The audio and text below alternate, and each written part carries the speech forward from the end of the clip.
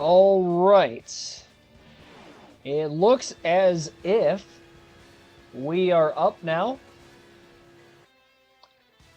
I believe so.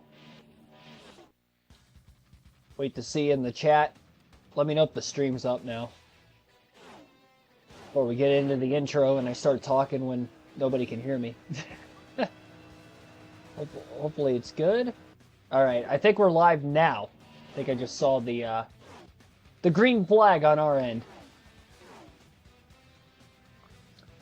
All right, I believe we are live finally here. Sorry for the little technical issues I was having there. About a 10-minute delay to start the stream tonight. But we are at Chicagoland Speedway for the next race in the Mark Martin Revenge Tour season. The USG Sheetrock 400 at Chicagoland. And again, a 400-mile race, 267 laps. About to get into qualifying. Haven't practiced the car. I've actually only been home for about 20 minutes or so. So here we are. Well, I guess half hour now. 20 minutes before the original start of the stream. But trying to put a setup in it. Excuse me. Trying to get a setup in it that I feel is good for me. Similar setup that I would tend to have on a mile-and-a-half racetrack. So we've been pretty fast, obviously, on the mile-and-a-half. Just won at Texas last night. Had a quick car at Homestead, led the most laps in that race despite Kyle Busch winning. Still ended up with a top 5, finishing 4th. So I think we'll have a pretty solid race going for ourselves. And we'll see if qualifying could be a good start to that. I do not have the point standings at the top of the screen. And that is because when I logged into the race, I completely forgot to edit the point standings. So I had yesterday's point standings still up there. The win list was updated. But I went straight to bed as soon as that stream was done last night. So usually when the stream's done, I just quickly edit the standings before the next stream as soon as I'm done with this stream. And I didn't do that last night. So apologize for that. There's no point standings up on screen for tonight's race. But we have a very massive points lead, especially with Jimmy Johnson having engine troubles yesterday. So Mark Martin's going to look to try to extend the points lead even more here today and try to go for 4 wins in a row. Hasn't won 4 races in a row this season, so we'll see if we can do that. And that's despite the fact that we have 14 wins.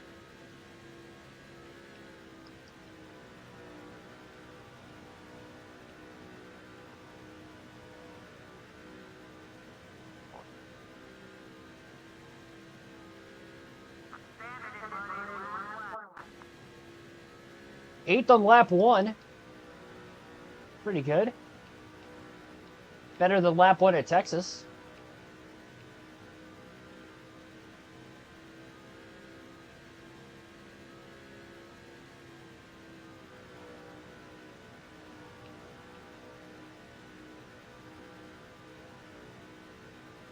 And at the start-finish line, cut to the apron. 30.238. Picked up on lap 2, 5th quickest in qualifying for Mark Martin. Ryan Newman, the Rocket Man, on the pole. Elliott Sadler will be starting 2nd.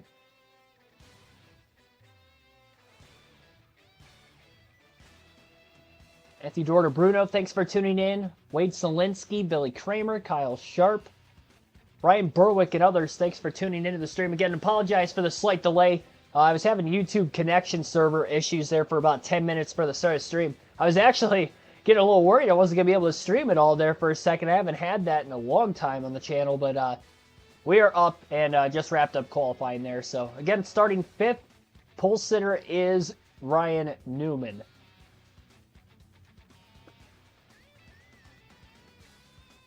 Quick swig and we'll be ready to go.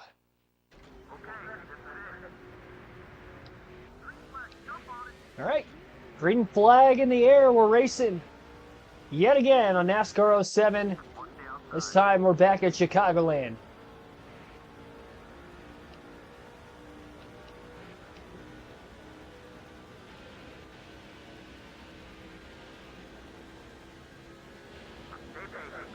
Lost a couple spots off the initial start. But it looks like the pole sitter, Ryan Newman's going to be the one to lead lap 1. Martin gets back to the inside of Michael Waltrip off turn 4. No setup change from qualifying to the race.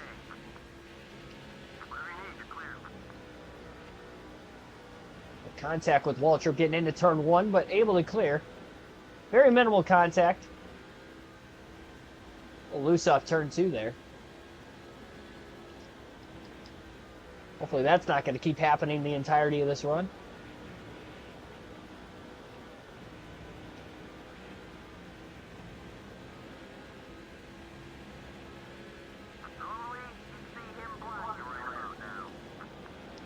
Jeff Gordon trying to get by Ryan Newman for the lead.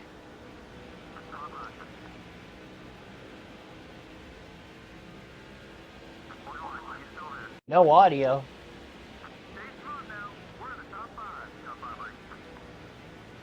Let me know if there's any audio issues going on right now.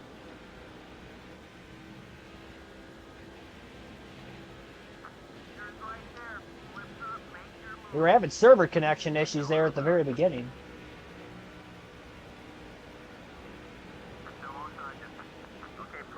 I hope we're not having audio issues. We're already 4 laps into the race.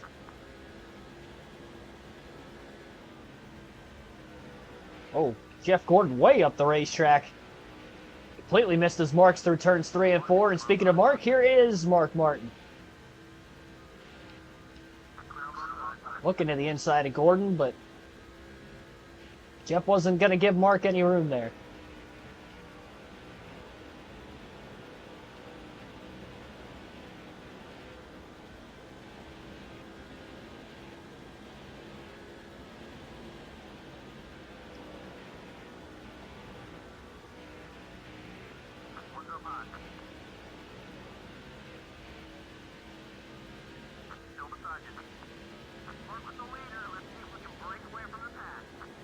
Nice clearance. Martin getting by Jeff Gordon for second. You talk about Jim Leland's, almost said retirement. He's been retired. What was it with Jim Leland getting his number retired or something this weekend?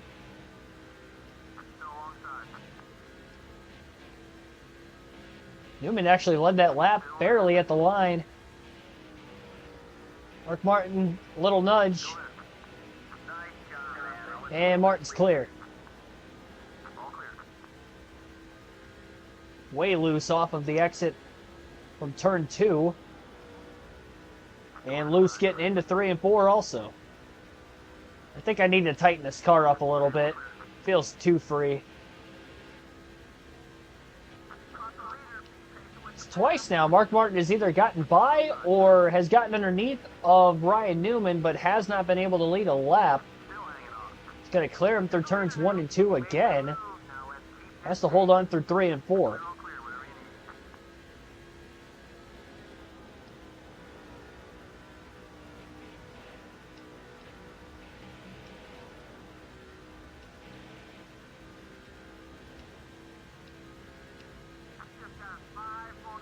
There we go. Martin led that lap.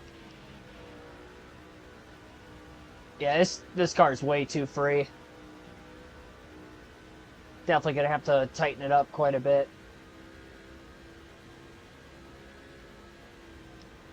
Only 2 cautions in yesterday's race at Texas. Started 222 laps caution-free of the 500 miles and the 334 laps that were completed in the race.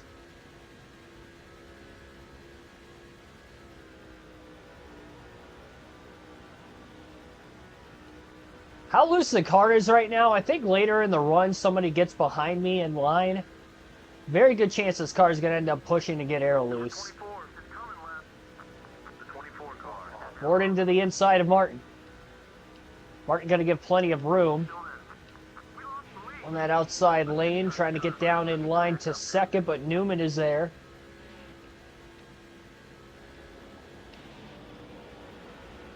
And Newman's trying to take back the lead again.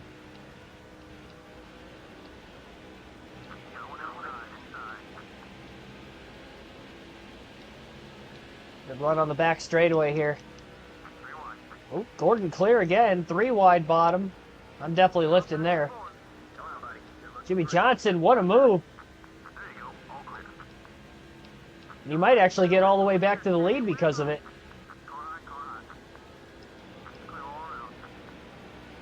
And he does. Jimmy Johnson out in front at Chicagoland. Martin trying to get under Jeff Gordon, but Gordon with a block. Gordon again going wide. This car may be a little tight in the corners. Martin slips by to second.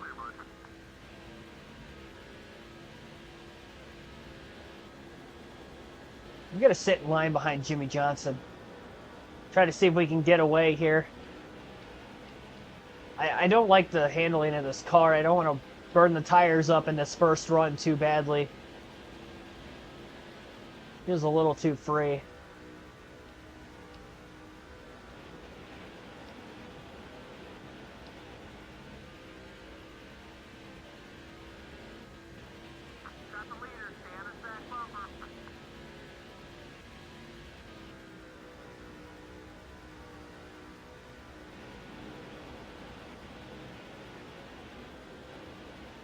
Yeah, I know I'm not going to be home. I mean, let's face it, when I'm streaming every day, I usually can't watch the Tigers games anyway.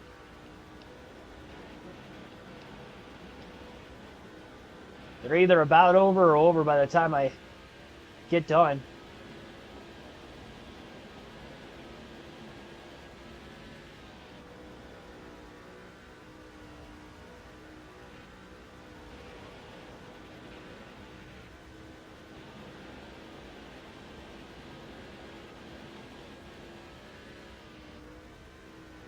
Jeff Gordon staying right with Mark Martin and Jimmy Johnson for right now. It's kind of looking like a three-car breakaway. Gordon could be a little faster than both cars. That could be part of the problem here.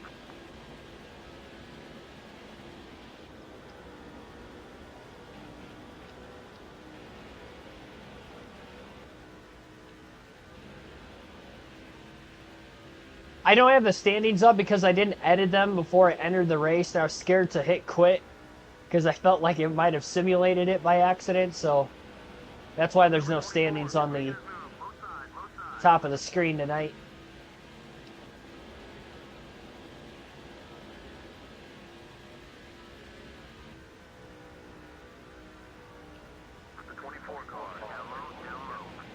Gordon almost got underneath Martin.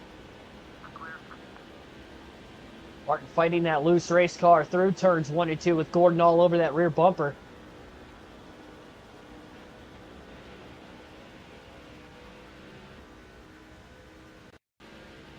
Really hoping Jimmy Johnson just steps on it here. I'd like to pull away.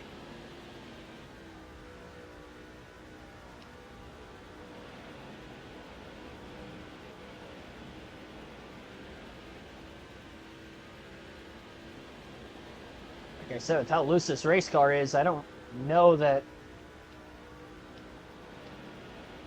it's going to be handling well when we get 30, 40 plus laps into this fuel run. Definitely going to look to make some massive adjustments.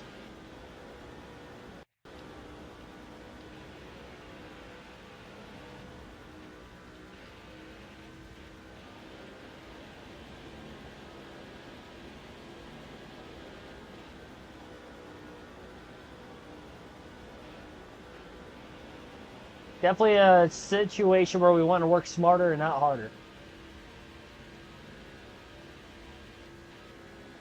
Finally starting to break away from Gordon. Already a broken away from fourth on back. Jeff starting to lose pace to the 48 and the 6.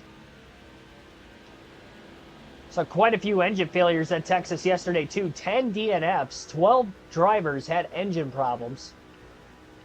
And again, we only had 2 cautions in the race.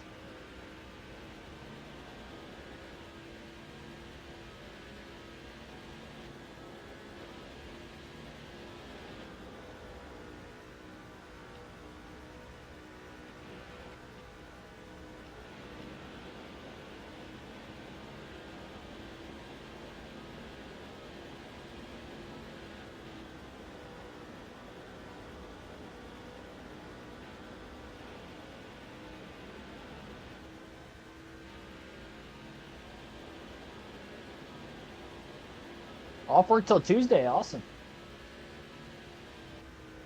Me too.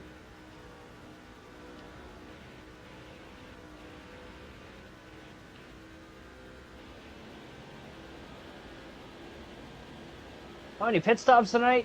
I'm gonna say 4, if I had to guess. I'd probably go with 4 pit stops.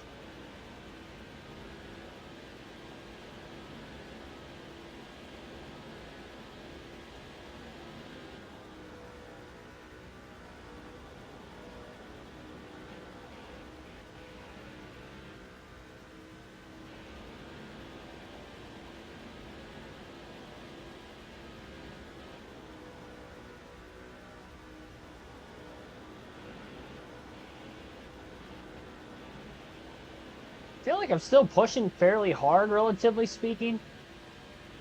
Like that time I had a run that I probably could have gotten to the inside of Jimmy Johnson if I really wanted to, but Johnson doing a great job hitting his mark, so getting to the bottom of the racetrack every single corner. And it's definitely helping keep our pace up as we just try to stay with him.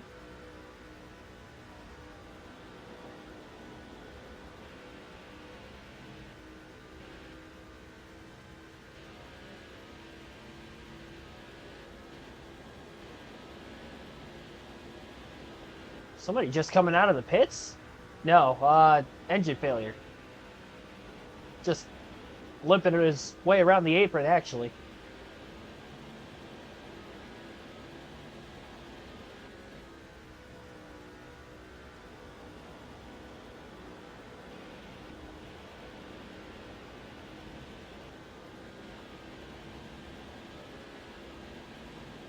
I can do your job while you do this.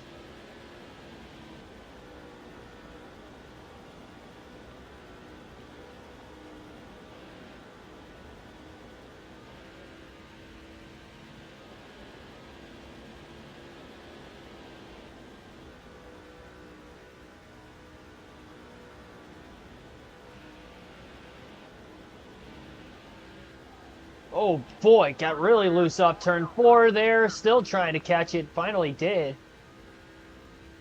That was a moment and a half. I don't know how I didn't hit the wall.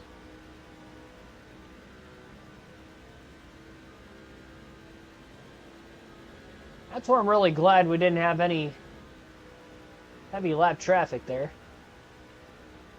So that would have been disastrous. Definitely glad being this loose is the opening fuel run of the race, and not when everything's more spaced apart.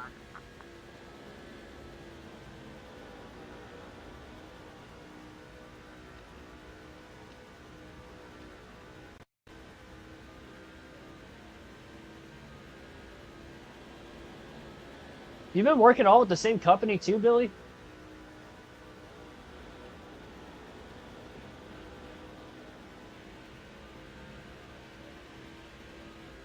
I don't see that very often if it is the case.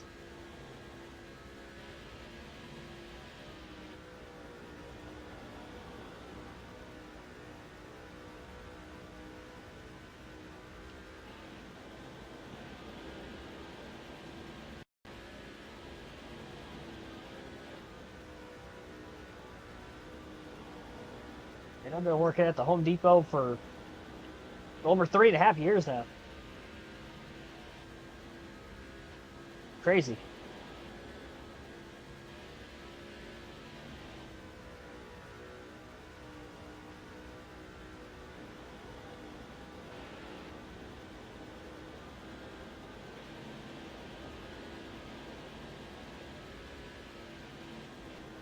Anybody remember those like really late night streams I would have on a weekly basis during the week? Start at like 8, 9 o'clock at night because I didn't get off of work till like 7:30. Had to go in at 5 the next morning, do it all over again. I was getting like 4 hours of sleep 3 nights a week. I don't know how I was doing it, honestly. Looking back on it, there's no way. Like, I didn't sleep very well last night, for instance. And I just, like, look at, like, basically doing that 3 nights in a row. Like, I feel good, all things considered, right now. But Yeah, I really don't know how I did that. By that Wednesday, I was dogging pretty bad. Yeah, it was like right when the channel first started. Really, right about the time NASCAR Heat 5 came out, because I wasn't streaming daily before that. But right when NASCAR Heat 5 dropped, I wanted to make it an initiative to, from that day forward, start streaming as many days as I possibly could. I've taken a little time to myself, you know, through the winter last year and picked it back up again and, you know, kind of take a break from it because I'd pretty much done that for like three and a half years, where other than holidays was like the only day I wasn't streaming. So, you know, part of the reason having that hiatus all the way through the winter, and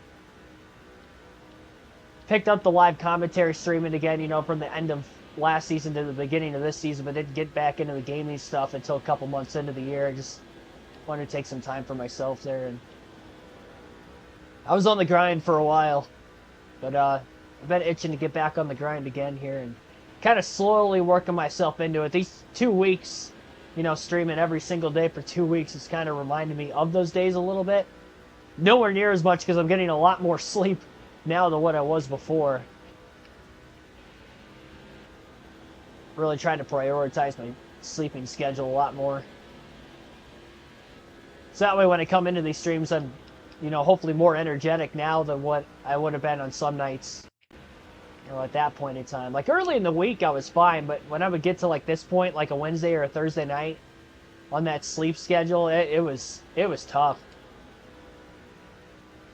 I did it because I liked it. You know, I didn't like force myself to do it because I don't like it. I love doing this. But yeah, I really don't know how I, you know, did that as long as I did, to be completely honest. Do an all-night stream. Yeah, I'm not a night person. I would love to do that during the winter time, though, like during the off-season sometime. You're not going to see me do that during the season. It's going to have to be, obviously, on a weekend, too, so that way I know I have off, like, the next day or two afterwards to try to get my sleep schedule back. I don't think I've ever stayed up for 24 hours straight before. I've been close a few times, especially like growing up. If I had to get up, there was some years when I was working at a McDonald's when I was in high school. I was still racing at the time, still racing go-karts. I would go into work, wake up at 5 a.m. to start a 6 a.m. shift, get off at 2, head straight to the racetrack, meet my grandparents there. My grandpa would have the go-kart loaded up in the trailer, meet him at the track. And then, you know, some nights we get done at 10 o'clock at night. Some nights we would get done at like 2 in the morning. Anybody that's ever been to like a local short track, you would pretty much know exactly what I'm talking about when you have like multiple different classes going out. It was the same thing with that. But yeah, there were some nights I wouldn't get home till 2 a.m. and then, or get out of there at 2 a.m. and then get home at like 3. I had to help my grandpa unload the trailer, when we got back, and then I had to drive back to my house afterwards. So it'd be like 3:30 in the morning sometimes, depending on how far the travel was, and I'd have to get right back up for work again at 5 o'clock in the morning, catch an hour and a half, 2 hours of sleep, go right back into work. Because when I was in high school, I was only able to work, you know, full shifts on the weekends. So I'd work a full 8-hour shift on the weekend, and then during the week I would work like 4 or 5 hours. And the weekday shift would rotate. Like sometimes I would have like Monday through Wednesday off. Sometimes I'd work Wednesday through, you know, Friday, and then Saturday, Sunday. So that kind of varied, but I was working every weekend on top of racing at that time. Wild times.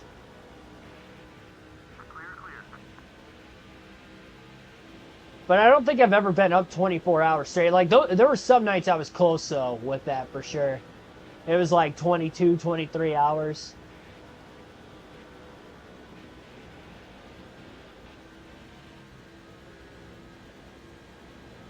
But those were really the only times I was ever up, like, past 10, 11 o'clock. Like, even to this day, like, you see me up past 11, something's not right.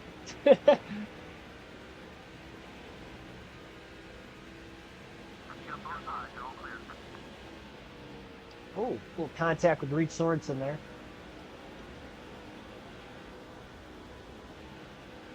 Johnson and Martin nose to tail.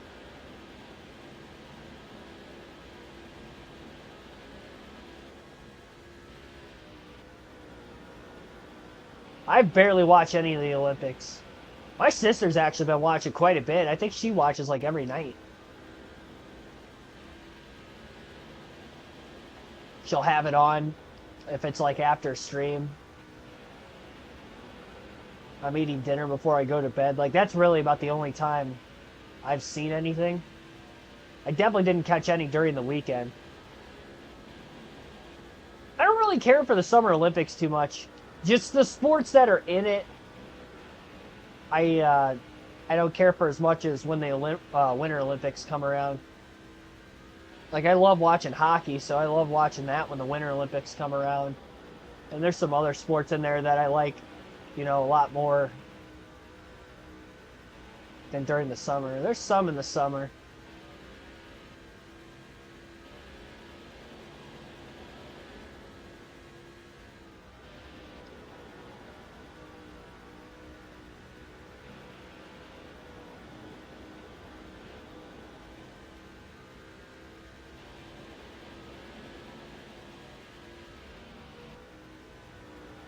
Definitely saving a lot of gas just running in line behind Jimmy Johnson. On top of the fact that these two are getting well out ahead of the rest of the field here.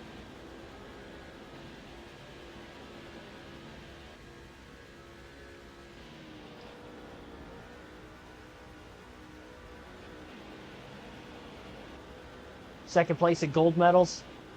I know the U.S. has the most overall by a lot, though.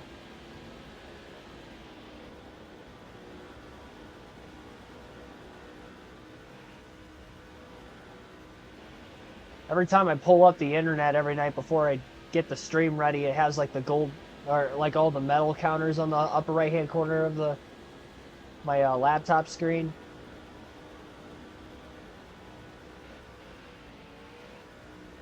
Wake up at 3 a.m. to watch the Olympics. That's dedication right there. There's a lot of people in the U.S. that'll wake up at like 2, 3, 4 in the morning to watch a Formula One race too. I'm like, I like motorsports, but man, I mean, I guess if it was NASCAR, I probably would. Well, I definitely would, because I'd be streaming it now, but even before then, I can remember pulling some all-nighters watching NASCAR, too. Back in the summer months. Especially that summer Daytona race. There were some nights, man, that thing would go to like 2 in the morning. They'd have like a couple-hour rain delay before they got started.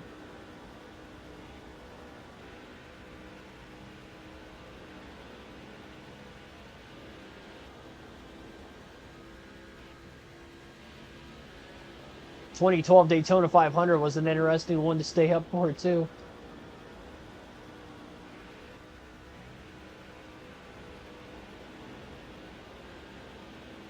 I had school the next morning. I still went in.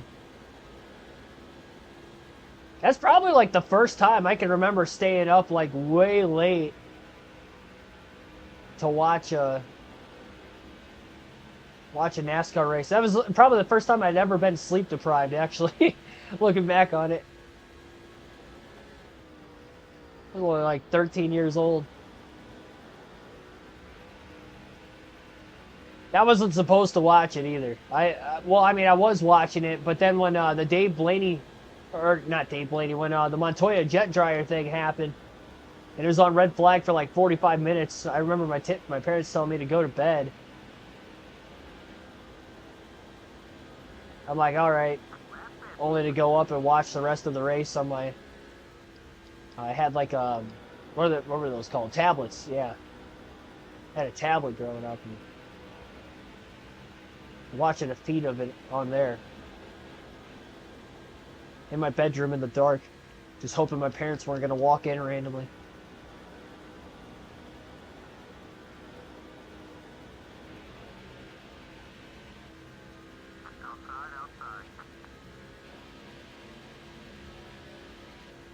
Martin underneath Johnson going for the lead.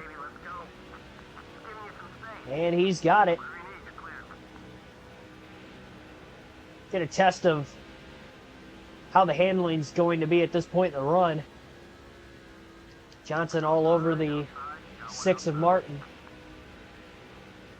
Well, that didn't really work out very well. Johnson got right back around the 6. Johnson all clear.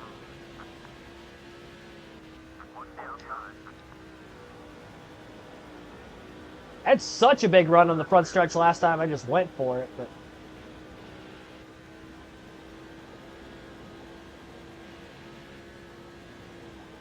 Pepsi 400 ended at like 1:50 in the morning.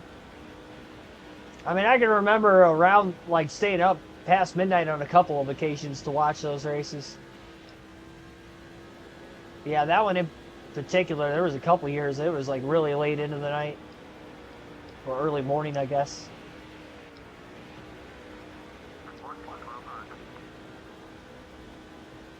I still remember I fell asleep watching the 2015 Coke Zero 400 at Daytona when Austin Dillon went into the catch fence. I can't remember like when I fell asleep, but I fell asleep late in the race. And then like I woke up and the first thing I saw was Austin Dillon upside down with Dale Jr.'s pit crew running to him. I'm like, what the hell just happened? And I was like scrambling to like press rewind to see how we got to like, that was the first thing I saw without seeing the crash. I thought a man was dead. I tell you what, I wasn't drowsy when I woke back up. It wasn't like I was, you know, I woke up, I'm like, oh, what time is it? It was like, I woke up, the TV was on, and then I was like, what just happened? And it snapped me awake immediately.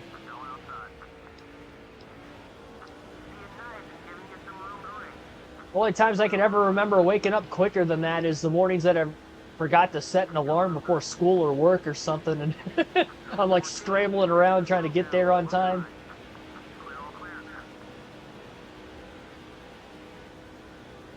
It was like one of those moments.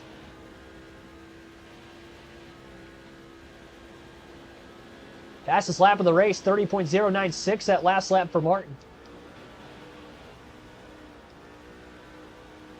Favorite race to visit? Bristol for sure. Bristol night race.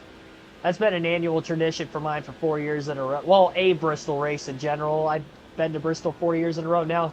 I was at the dirt race in 2022, so it technically wasn't the night race, but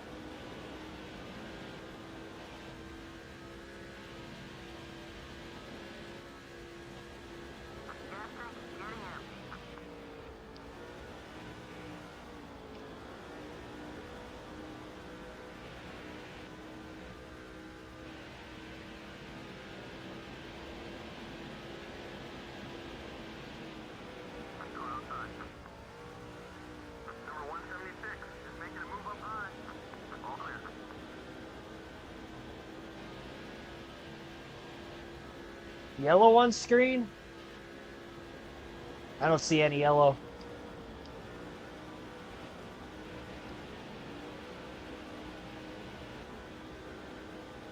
Granted, I'm colorblind too, so I don't really know what exactly you're talking about. Johnson running the very inside of the racetrack, and he's pitting this time. So Mark Martin back in the lead. So Jimmy Johnson's going to pit at lap 59, or coming to lap 59. Greg Biffle's on pit road right now as well. Mark Martin's going to be able to go quite a bit longer, so we're going to stretch this run out. Probably going to lose a lot of time here, but it's my opportunity to get a decent amount of laps led. On the bottom right, oh, that's just the, it's probably the Nextel logo. It's just all pixelated. It's like where the driver swap thing is.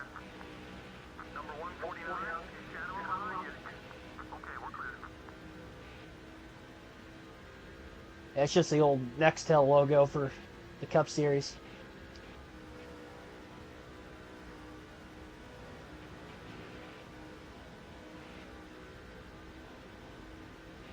And if there's yellow below that, that'd be Jamie McMurray's number 26. That might be even more pixelated.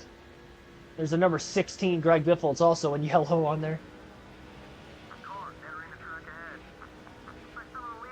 2015 ended around 3 a.m. Bloodshot the next day.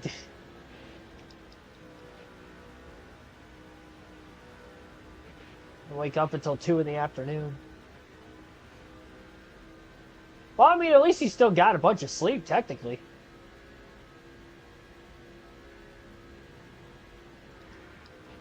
He slept from the end to 2 in the afternoon.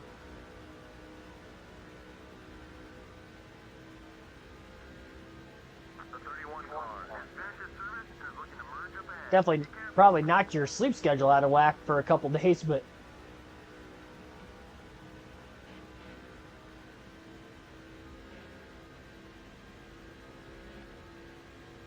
if you're a morning person, at least. If you're not a morning person, then maybe you didn't.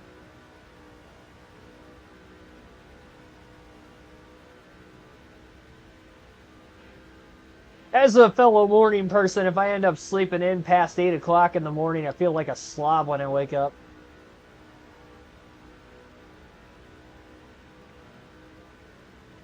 I feel like I've missed so much of the day, too. Just such a late start.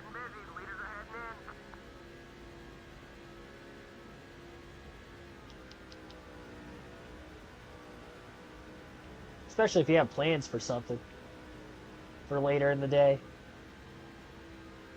Like, oh, well, most of my downtime is gone.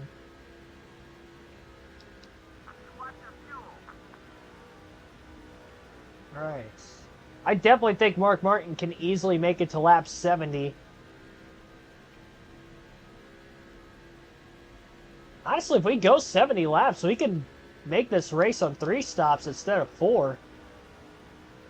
So that might be the plan here. There's several other cars that have not pitted yet. Quite a few, really. That still haven't hit pit road.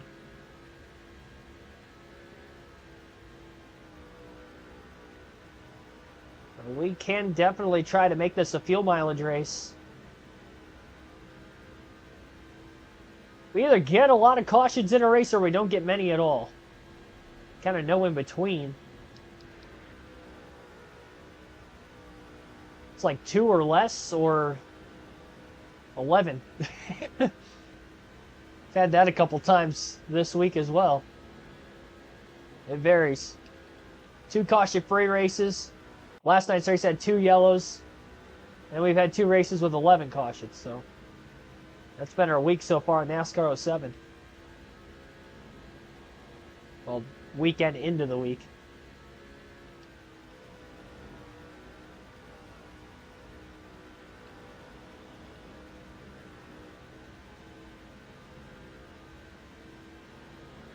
The car handles fine when there's nobody directly on my back bumper this late in the run, but really only got extremely loose at one time.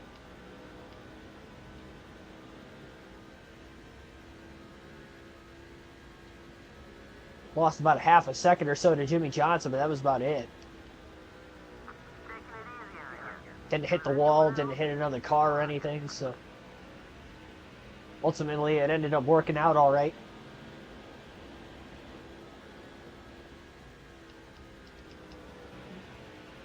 Yeah, definitely in the window to making this on 3 stops just by making it to lap 68. Obviously, we have to assume we're going to do that every single time. But I don't see why we can't.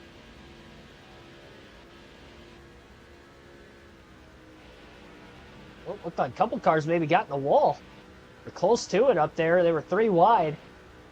Middle of turns 1 and 2.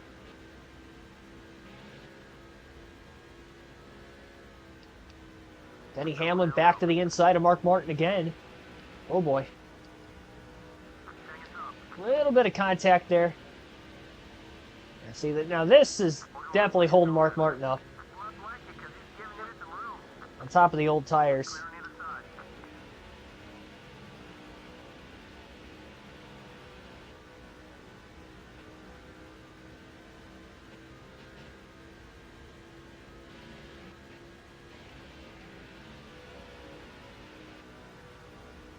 It just flicked to that red flashing light. Oh, loose off turn 4 again there. Hamlin's pretty close to my back bumper though, too. Fast enough to pass him, but not fast enough to pull away from him.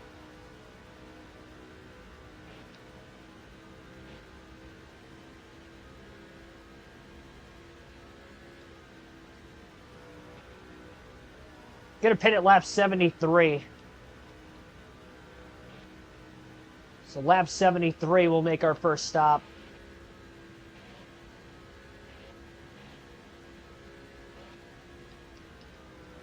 Back straightaway lap 70, getting into turn 3 lap 70 when it went to the flashing red. And it was in the flashing like orangish, whatever other color that was before that.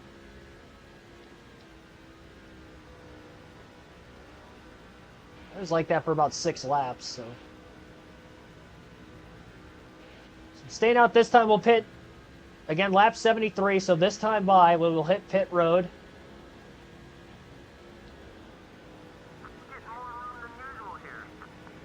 Get a better sense for the fuel window when you run out of gas a couple times.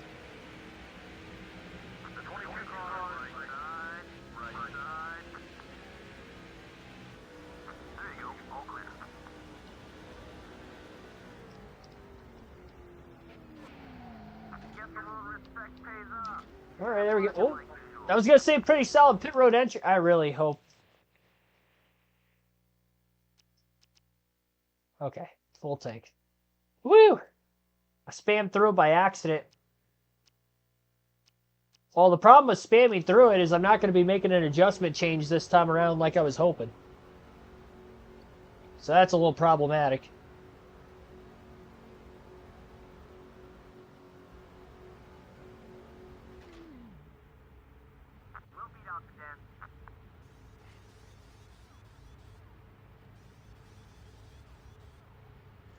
Third night in a row of my allergies kicking my ass.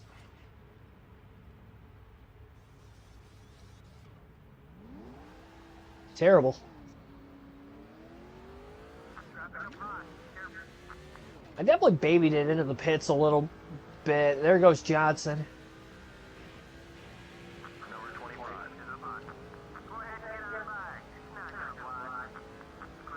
Well, Martin should easily be in second because Johnson and Martin were well ahead of the rest of the field. Quite a bit of a gap separating the top two in the running order. Only one lap car for the moment between the two, and that is Johnson's teammate Brian Vickers. Saw somebody else just hit pit road too. I don't know if that's scheduled or not. It was already somebody that was a lap down that was able to go about as long as we did. Have to wait and see if that car returns back to the racetrack. If not, it was the second engine failure of the night. Well, we cycled through the first wave of green flag pit stops. Points leader is Mark Martin. I usually have the points standing scrolling at the top of the screen. Again, I apologize for not having that tonight. I didn't even really think two things of it for whatever reason, and I logged into the race, like the practice session and all that, and I was scared if I hit quit it was going to simulate the race. I was like, well, I don't know what the point standings are right now, so I could have left them up from where they were last night, but they wouldn't all be 100% accurate. So, and obviously the differentials between every driver would be different too, so yeah, I didn't want to do that. I had the wins list updated. I probably could have kept that up on screen at least, but I ended up not having any.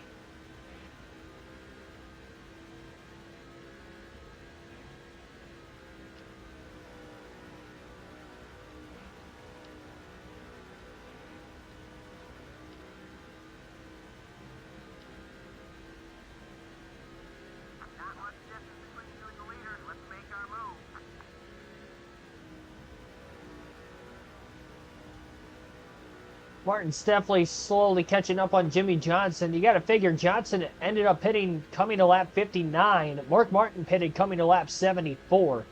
So Martin's got about 15 lap fresher tires on Johnson. And he was giving up time with those 15 lap tires. And Martin was in second when Jimmy initially pitted, but he was obviously on his back bumper. Not the case at the moment.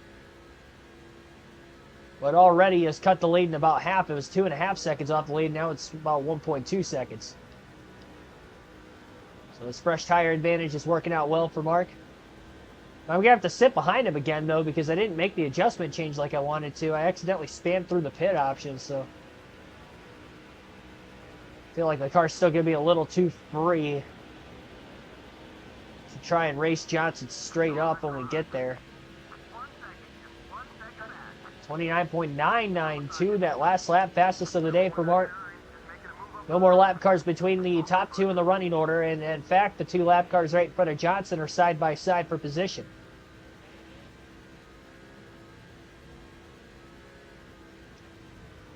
Oh boy, fanning out big time there. Johnson couldn't get his car pointed all the way to the bottom of the track as Paul Menard and Dave Blaney continued to hold him up.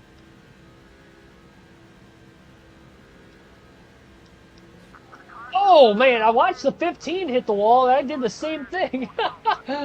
Oh my gosh. I don't think I've done that before. That was kind of funny.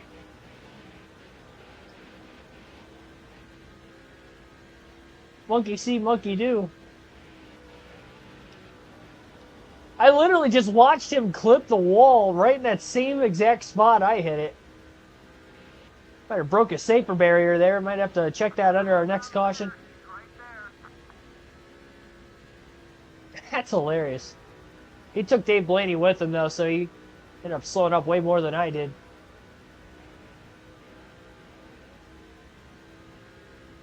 The 149 car passed them both. I lost a little time to Johnson with that.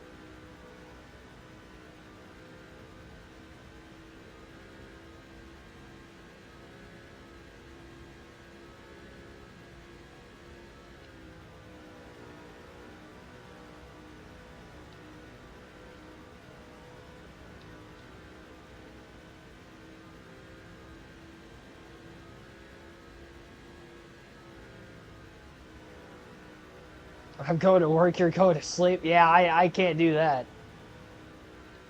Yeah. Definitely wouldn't pull an all-nighter just because.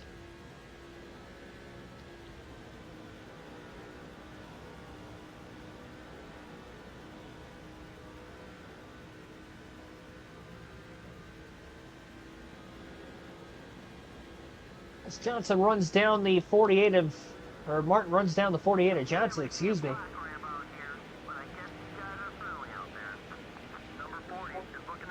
Get to him off turn 4 here.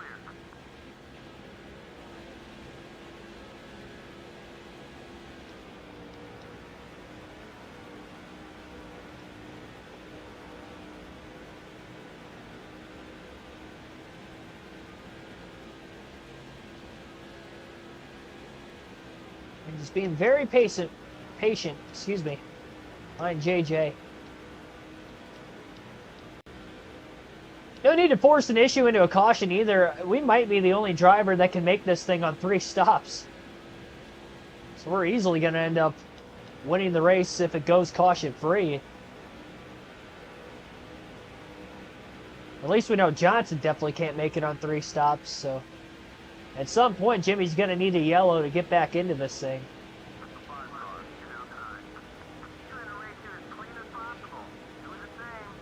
But it's got to be before Mark Martin puts us all a lap down. So it's either going to have to be after I already pit, or it's going to have to be before Johnson pits. So that's kind of the window we're looking at. And that window is going to get tighter and tighter the more green flag pit stop sequences that we end up getting into in this race.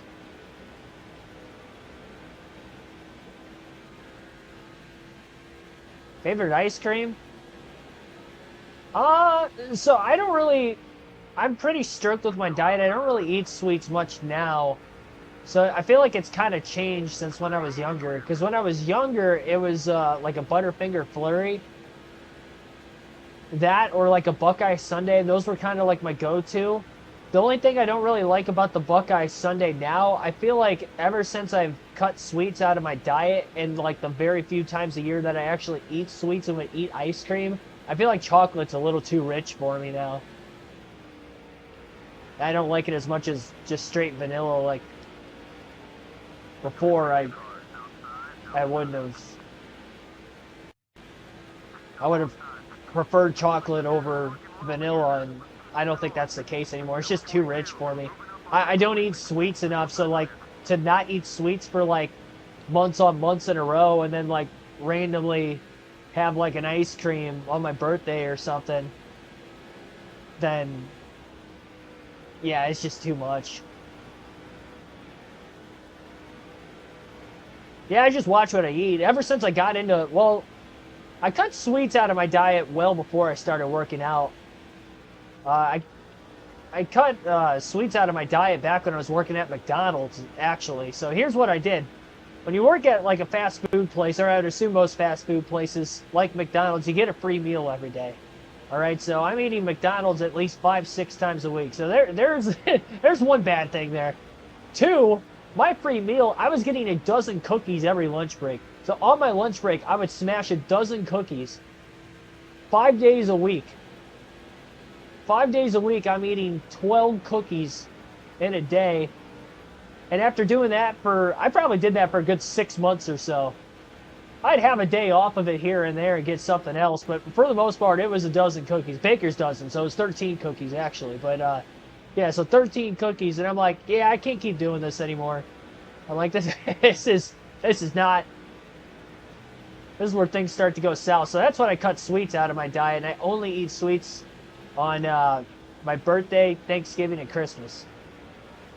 So ever since then, it's when I cut sweets out. But as far as like the rest of my diet, I'm just like cutting pop as well, and like overall, you know, like I still eat like greasy foods, don't get me wrong. Like I'm not like only 3 days a year doing that. I'm still doing that, but I'm cutting like any sweets, any, you know, pop, which would be a lot of like dead calories.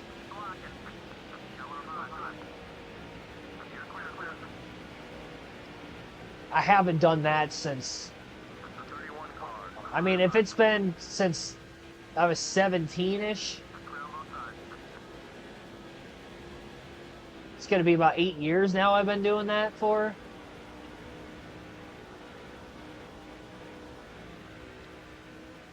I don't have much of a desire to eat sweets anymore. Honestly, I don't even think, yeah, it was either last year on Christmas or the year before that. I remember specifically not even eating sweets that day. Even though it was technically my cheat day to do so, I just didn't have any urges to...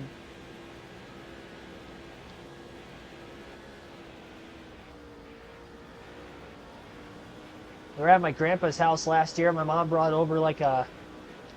For Christmas, and brought over like... She calls it like egg bake. It's a scrambled egg, like breakfast, you know, meal. And I was just like kind of eating that throughout the day. I'm like, I'd rather have this over like any of the ice cream that anybody's got around here. So, yeah. I think it was last year, but it might have been the year before that.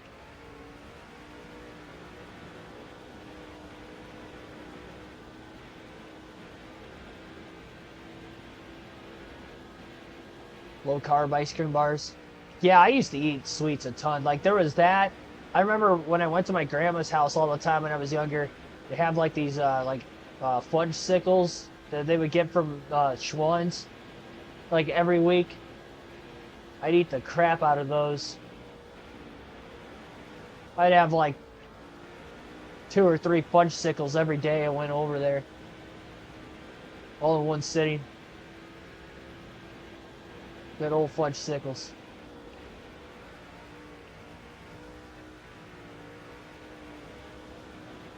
It was either that or it was just Breyer's vanilla ice cream. That was like an everyday thing for me.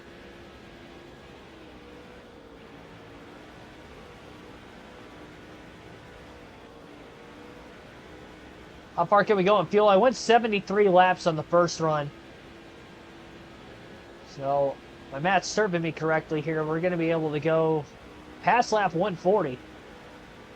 146 is kind of that number we're looking at right now.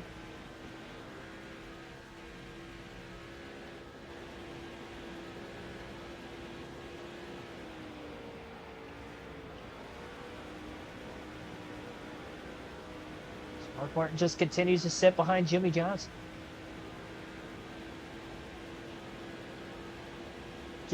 Sitting behind Johnson while we talk about eating desserts.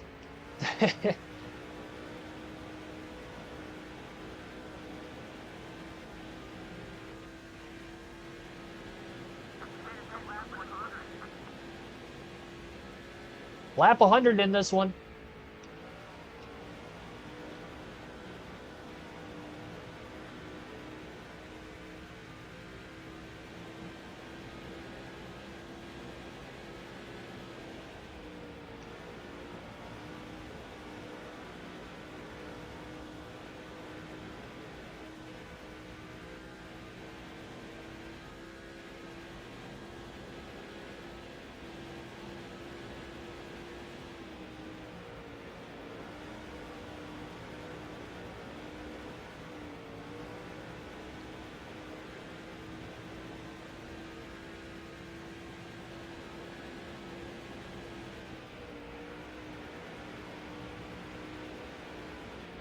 Yeah, definitely looking at 3 stops for me. Pretty sure everybody else is going to have to pit 4 times. I went 15 laps further than Jimmy Johnson on that last fuel run, which means that he's probably going to end up pitting closer to 30 laps before me on this run.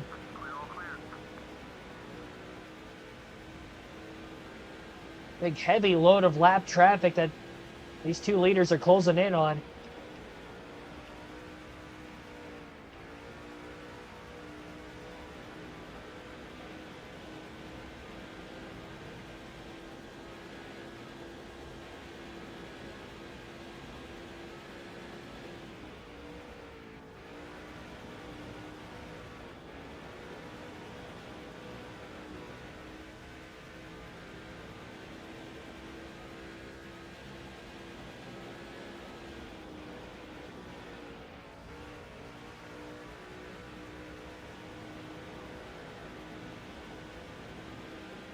Most of them are single file now. They were side by side there for a little bit. Oh boy. Got into Johnson's left rear quarter panel that time.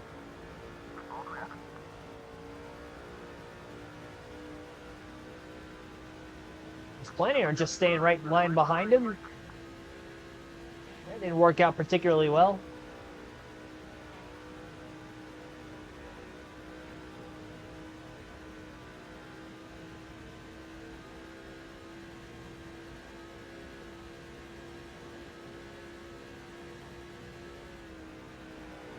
Still going to be way ahead of 3rd place on back. Wish we knew exactly what that interval was. It's a lot. Grandparents are vegetarian. Yeah, so like I'm in the middle of like trying to bulk up. When I get to a specific like weight amount that I feel like that's as high as I want to go, I plan on just going like straight like vegan for a couple weeks immediately after that, while still trying to find a way to not go in a complete calorie deficit, but just to shed whatever fat I would have from bulking.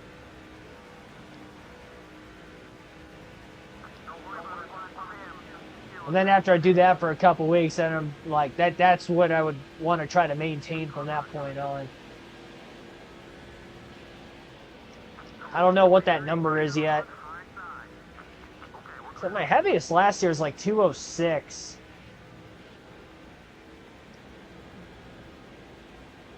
But I would probably, I really wanted to get to 225, and then I kind of fell off of it a little bit, and I lost weight, so trying to get right back on that.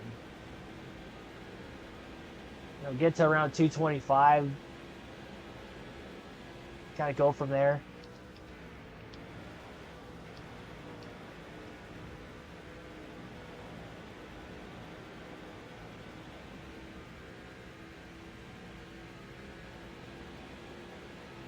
I think Ty will win a race this year. I'm assuming you're talking about Ty Gibbs.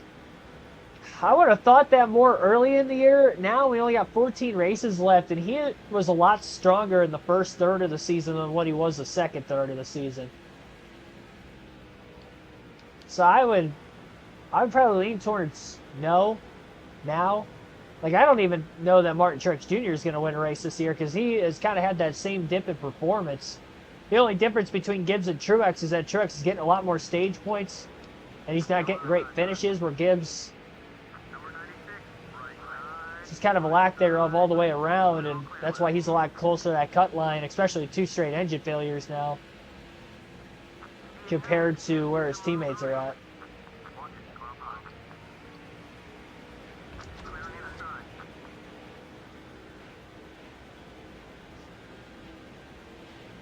$196, yeah, that's about what I'm at. I'm a few pounds lighter than that.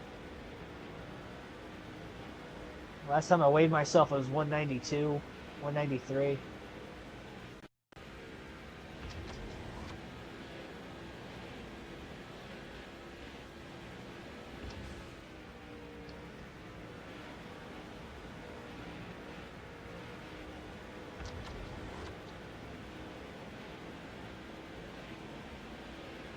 Matt Kenseth's about to go a lap down in this one. Not really sure exactly where he's running in this race. Jamie McMurray just won a lap down not that long ago also. Jeff Green Green coming off of an incredible second place finish last night.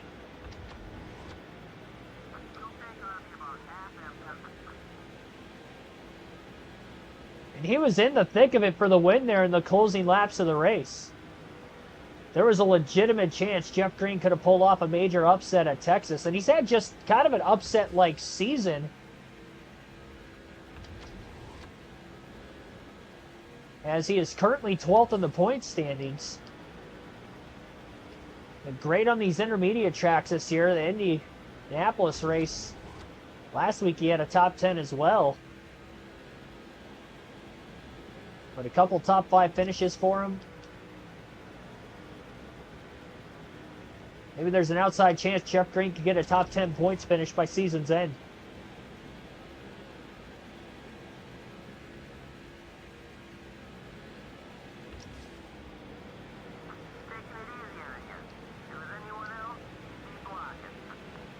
Truex going a lap down. Johnson Martin will work on Matt Kenseth and Jeff Green next as well. Appreciate everybody tuning in right now, by the way. Be sure to hit the like button on the stream if you haven't done so yet. Subscribe for more NASCAR content. I saw right before I was going live. Now, I don't really watch a lot of content from this channel because I've kind of stated in the past that I just don't really watch like other, video game streamers like on YouTube, which might be weird because I do video game streams. My main focus is on the live commentary stuff on the weekend, but I still obviously stream, like this during the week. But I got a notification just because I am subscribed to him in the NASCAR YouTube community that Michael Brooks was also doing a full race at Chicagoland tonight. And I'm kind of wondering, I'm like, in my head, I was like, I wonder who scheduled that first. Because I didn't know I was going to do this race on this night until we set up the schedule to do this race on this night, right when NASCAR went into their 2-week break. But I didn't stream at all like during the week last week, didn't pick it up till Friday. So last Friday, 7 days ago, I knew that this was going to be the night I was going to do this race. So I'm kind of curious as to what time he did it. I don't know what game he's doing it on, though. I have zero clue. It's probably a much newer game than this, if I had to guess.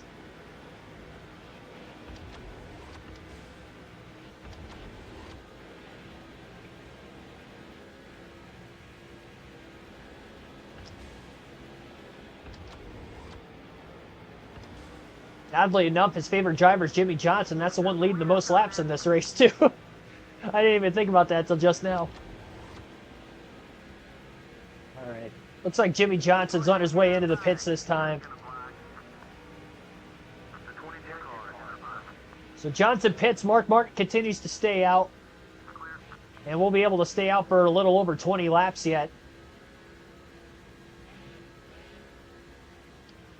We could go to about lap 146 or so.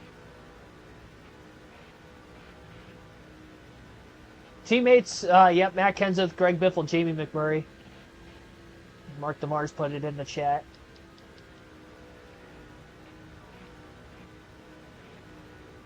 And if this game was a year sooner in its release, then we would have Kurt Busch as a teammate also. But just 4 Roush cars here.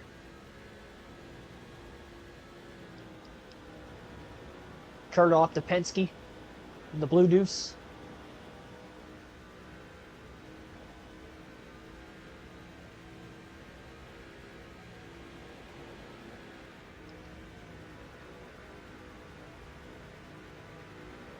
Chicken salad's pretty good. I haven't had chicken salad in a while. Nice chicken salad sandwich. It's been a minute since I've had one of those. We have these vending machines at my work.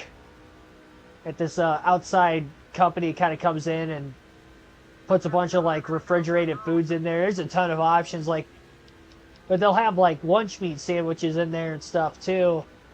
And this one of my supervisors, he actually doesn't work there anymore, but at the time, he'd always be looking to get the chicken salad sandwiches out of there, and he'd be pissed off whenever like they would restock everything and they wouldn't put any chicken salad sandwiches in there.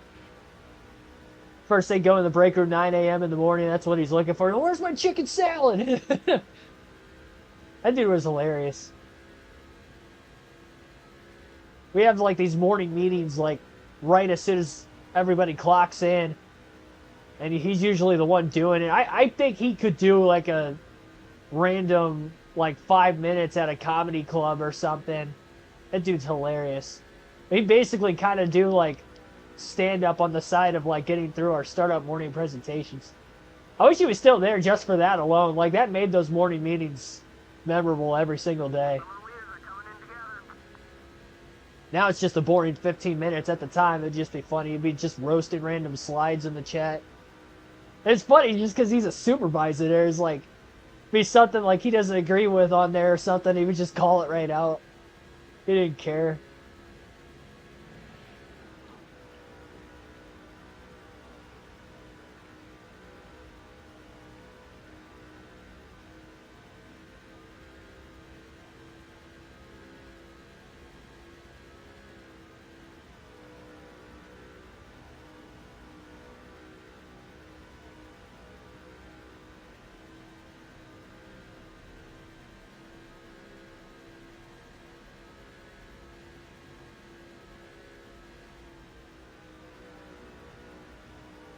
All right. Gotta remember not to spam through my pit stop options again. Try to tighten up the car a little bit. I mean, technically, if this race goes caution-free, I really don't have to touch it, because I'll be able to make it on fuel at 3 stops, Johnson on 4, and we're at least fast enough to finish second behind him if he were to somehow make it. It'd be nice to stay ahead of the strategy, though, in case I tighten it up a little too much and have to go back a little bit. So that's definitely a reason why I'm still going to make the setup change.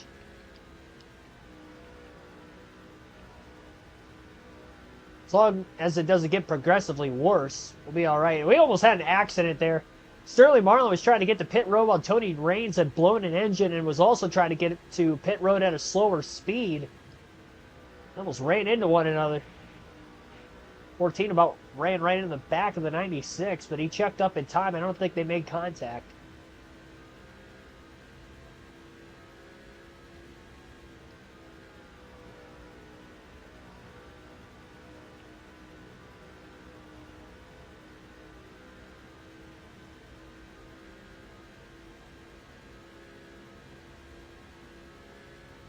No, he didn't get fired. He just got a job somewhere else. Yeah, I should have prefaced that he didn't get fired for talking smack on the job or something.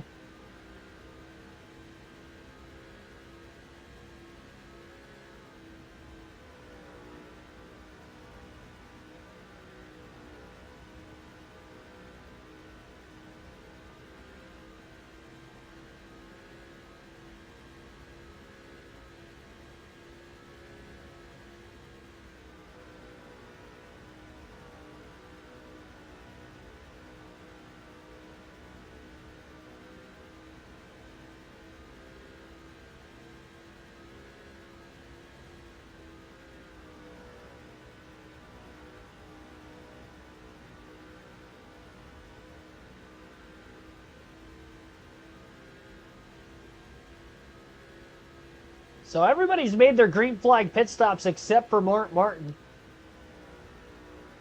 Mark will be doing that. And looking to be about lap 146. I haven't even hit a quarter tank of gas left, though, at this point in the run. I might even go past 73 laps this stint. Might have saved even more fuel behind Johnson this run than the run before. Might make it to like lap 150 or so.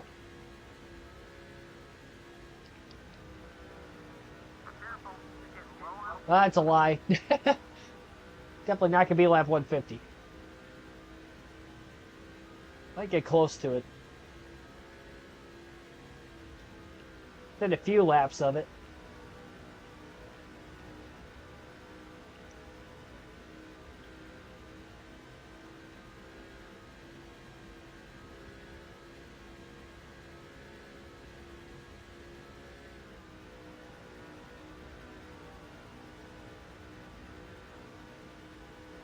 Holmes and Purdy on your fantasy team?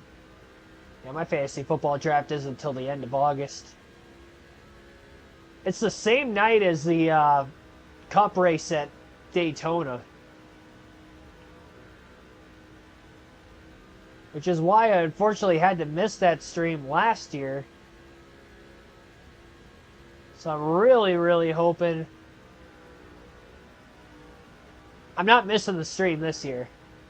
I'm not doing that again. But the draft starts at 6 and that stream is supposed to start at like 7. So I don't I'm gonna have to do it from here. I mean, everybody usually meets up at our commissioner's house every year to do the draft. So I'm not gonna be there. I'm gonna have to just text throughout the course of the stream people that are there and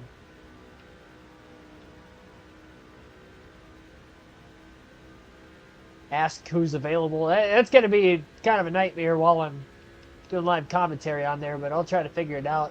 I'm trying to get him to move it up like earlier in the day, to possibly do it in the afternoon. Hopefully everybody's available to do it in the afternoon. I mean, it's a Saturday. I would imagine if you do it on a Saturday night, you can do it Saturday afternoon. The guys will probably want to do it at night, I would imagine, more so, but it doesn't work for me, unfortunately. Don't forget the adjustment to my car. Thank you for the reminder. Hopefully I'll remember.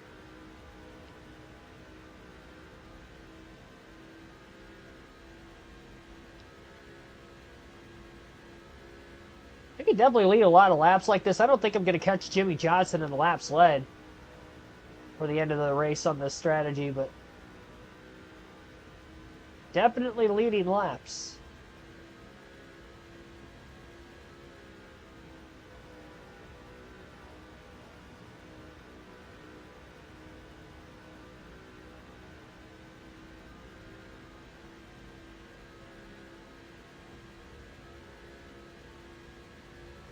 Sorry for that. I didn't mean to sniffle in the mic that loud. Gotta be stuffed up again, man. Yeah, my allergies have just kicked my ass all week. It's been bad.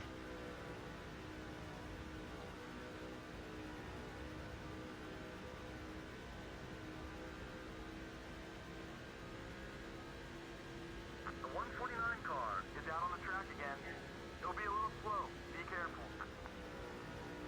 How many races in a row has it been where we've had somebody that's like well off the pace from an engine issue come back out and try to finish the race?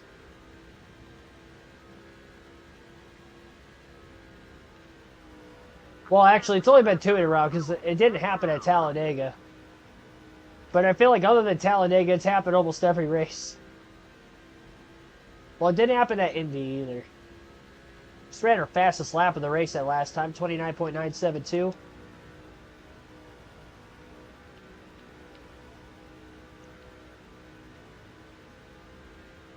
Yeah, I'm still going to plan to pin at lap 146. That was the original number anyway. We'll stick to it.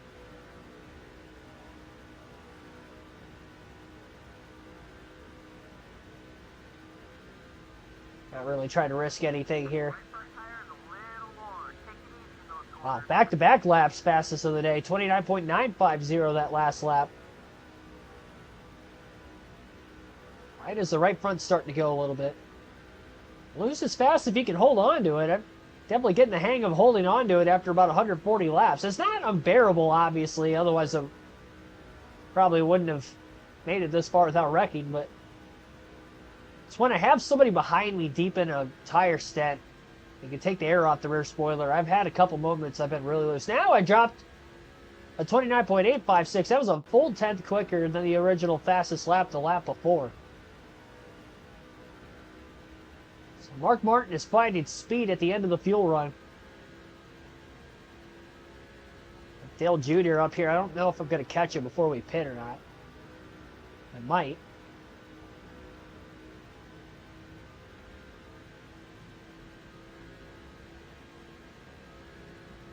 Oh, another 29.8. There's that 149 car.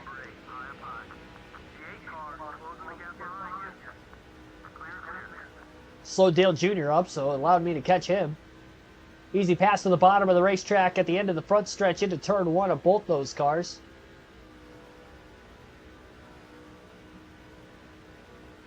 See how far behind Jimmy Johnson will end up cycling as well. Johnson should hold on to the race lead, or cycle back to the race lead, I should say. So he pitted about lap 119. Went one lap further into this run than he did the run before. So he actually ended up going 61 laps there. The first run he went 58.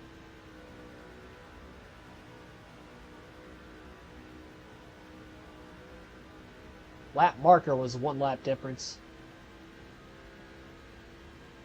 But obviously not exactly that many laps for when he would have pitted last before that.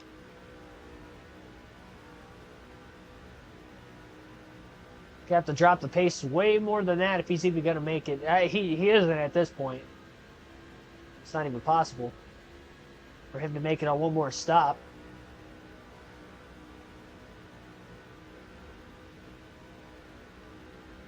Yeah, if this race goes caution-free, it's going to be an easy win. If. Another fastest lap of the race. It was an 8.54.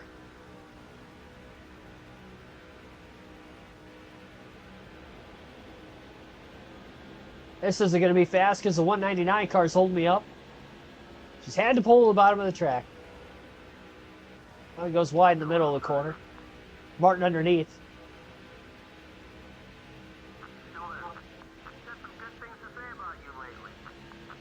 Wow, 29.815. I lied. I thought he was holding me up on the backstretch. I guess I was able to get enough of a draft on him down there that lap was actually quicker. I've ran my 4 fastest laps of the race, all the last half dozen laps or so.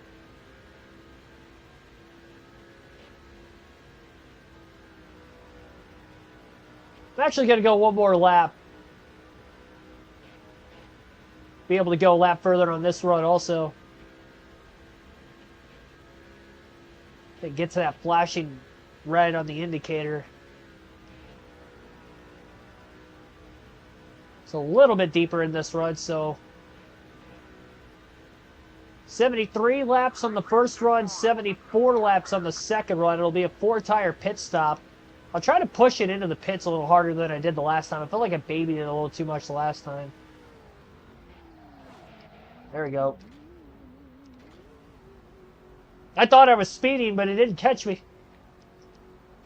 All right, we're going to put a half round of wedge into it. We're going to drop the air pressure. We'll go 3 pounds for right now. If it's too much, I can always put more back in it for the next stop. Oh, Michael Waltrip blew an engine. Dang, Mikey.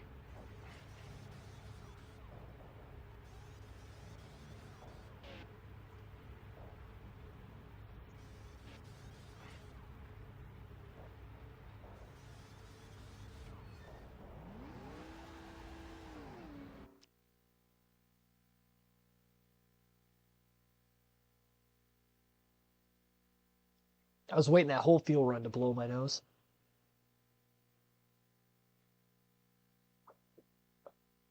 We are good. I make sure I mute the mic every time for that too. That'd be disgusting if you guys just heard that the whole time. All right. There goes Johnson. Yeah, I mean, he pitted about 28 laps before us, so that was a given. He was going to cycle back into the lead. Martin will try to play catch-up again. Still haven't done any field passes yet in this race either. So we'll make sure we do that at some point. A couple times yet. A little less than 120 laps to go now. I mean, we went 222 laps before a caution at Texas on 1.5 miles last night, so. They came out back to back.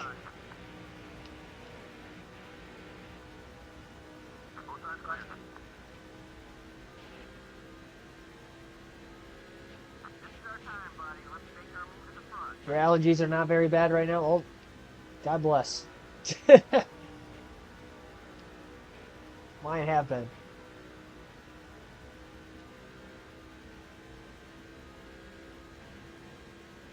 Doesn't help the warehouse I work in is a dust bowl. I mean, they try to do what they can to clean. There is effort in, cleaning the fans regularly and all that stuff. It still gets kicked up in there quite a bit. I think there's so much like wood in there that's getting transferred. I feel like that's where a lot of it's coming from.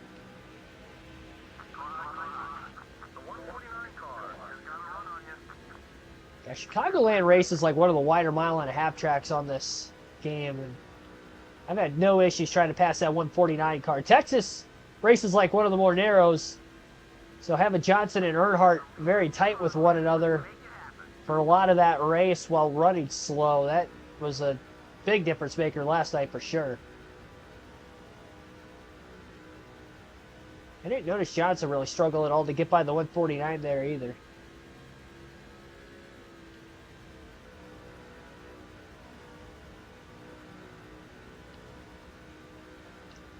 It's like Dale Jarrett. First car lap down behind Johnson. Back-to-back top 5 finishes for Jarrett. Oh, a lot of smoke into turn 1. Almost had her first caution. That's from that pack of lap cars well ahead of the race leader, Jimmy Johnson. The next group of cars. Not the couple he's racing around.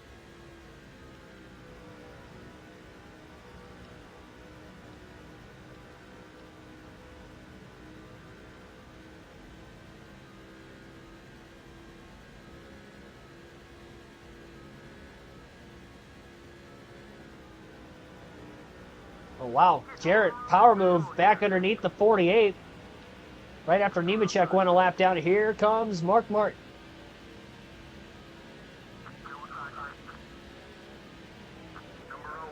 Oh, Jarrett goes wide into the corner. That's going to cost Johnson the lead more than likely. 3 wide. Martin's going to lead this lap at the line. Still 3. And into turns 1 and 2, Mark Martin's clear. I wanted to pass him as soon as I got a chance this time. I want to see exactly where the car is for handling.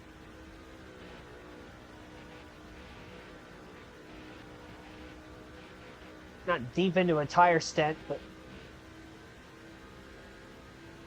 little trial period here.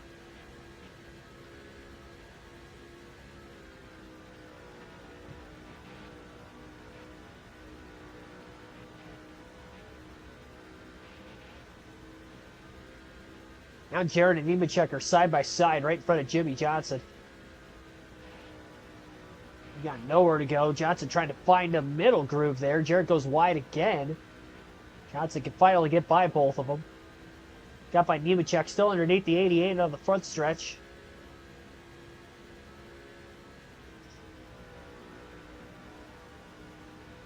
Well,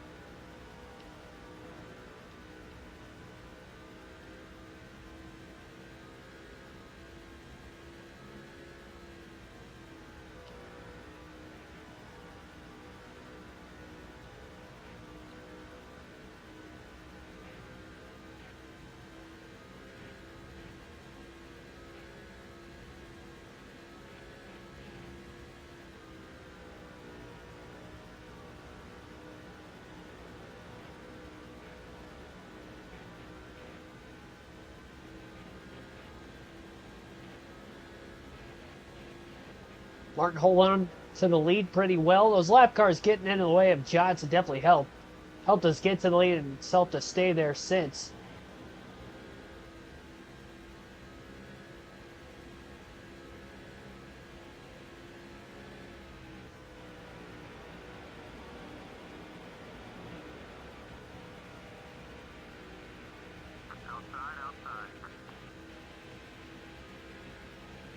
Struggled to get by this 199 car today, second time now. Underneath him again, 149 up on the outside. Martin gets by. Johnson stuck behind the 199. Gets by the 149 pretty easily though.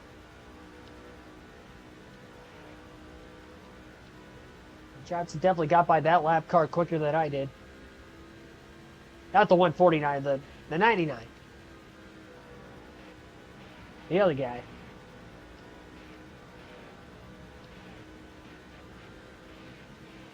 All right, we'll take our first field pass at the line. We'll transfer to Jamie McMurray in the 26 car here first. Right as soon as we transfer to him, he's 3 wide. And Yaley just popped the wall, but hanging on. McMurray in 17th. Oh boy. Oh boy, that was a lot of contact. Up into the wall goes the 176 with the 18 still to the outside. He got a piece of the wall as well. I think Yaley was for position. Out of those two. 176 was not.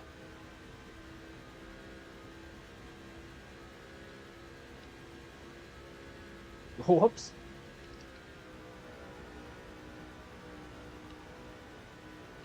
Matt Kenseth's having an off day today. It's 1 spot behind McMurray in 17th. Also a lap down.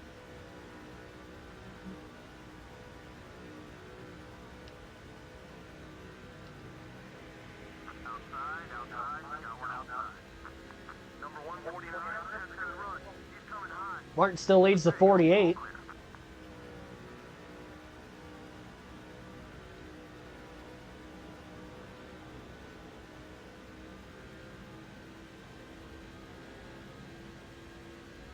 Oh, 48 did have the lead.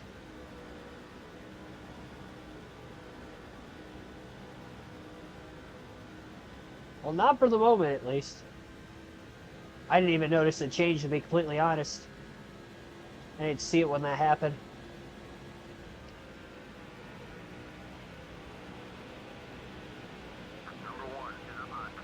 Another spot for McMurray, getting by Truex for 15th.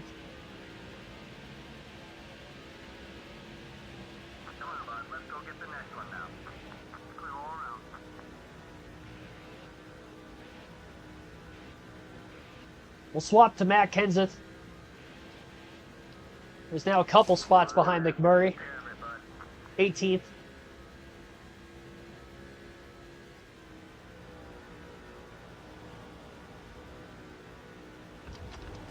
I thought Tony Raines blew an engine earlier. Must have been somebody else that Marlin almost ran into on pit road then. Thought it was a 96, but apparently not. Unless it was Marlin that blew an engine and then the 96 got around him. That could be the case. I haven't seen Sterling Marlin on the track at all yet. Or it was none of them, and I missed on that one. Only one way to find out, that's the finishing order at the end of the race.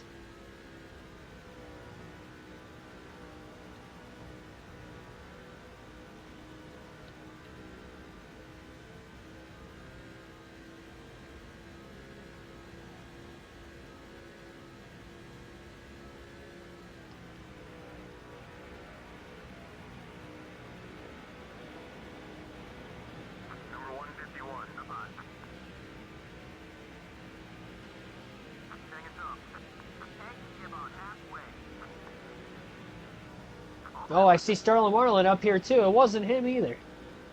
The heck? I really want to know who I saw.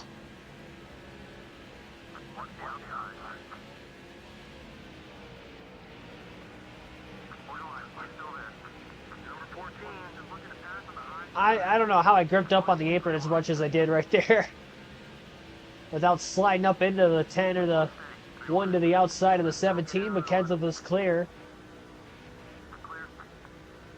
All right. We'll transfer to Greg Biffle.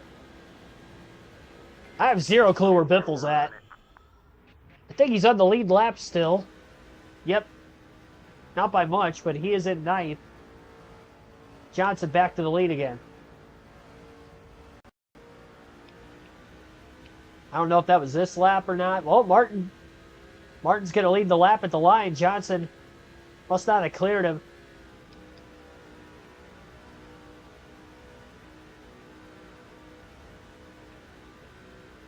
On 98 laps to go.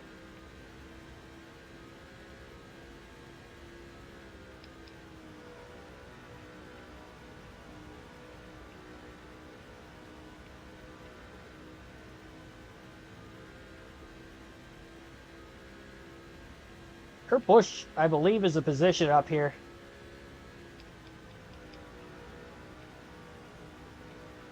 A few other cars right in front of him as well.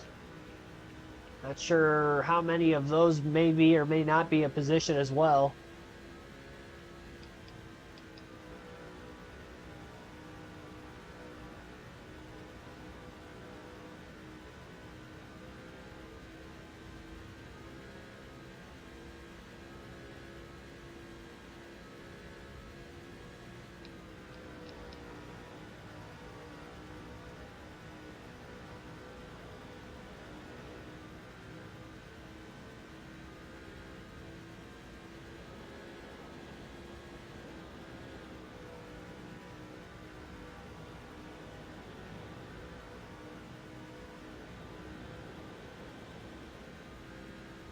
Like I see Kevin Harvick up there. I would assume he's a spot.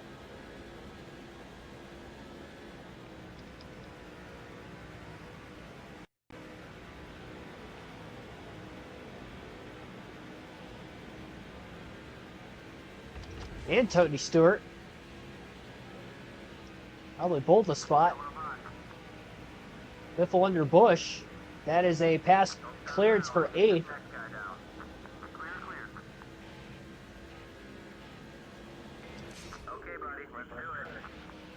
Back to the 6 of Martin.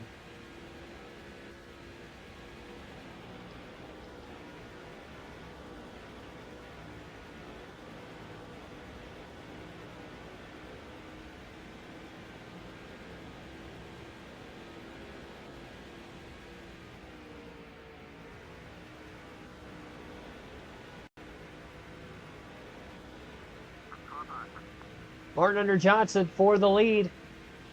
On the front stretch. Side by side. Johnson holding the 6 pretty tightly. Martin clear.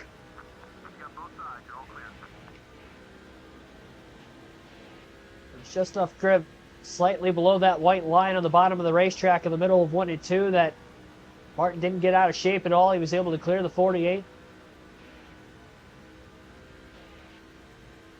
Set sail.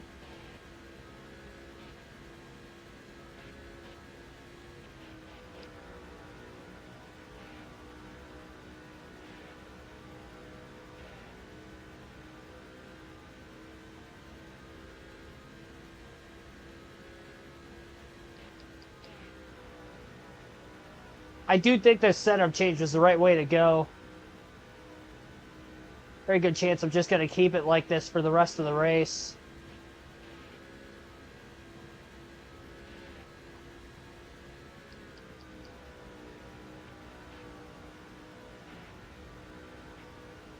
Comfortable not even just making the pass on Johnson, but trying to run away from him too.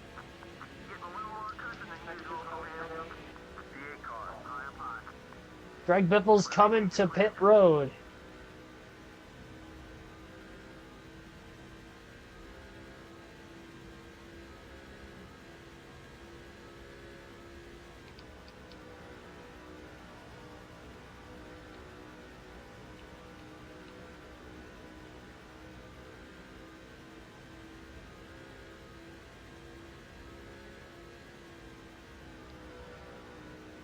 I was reading the chat too long there. Big whoopsies.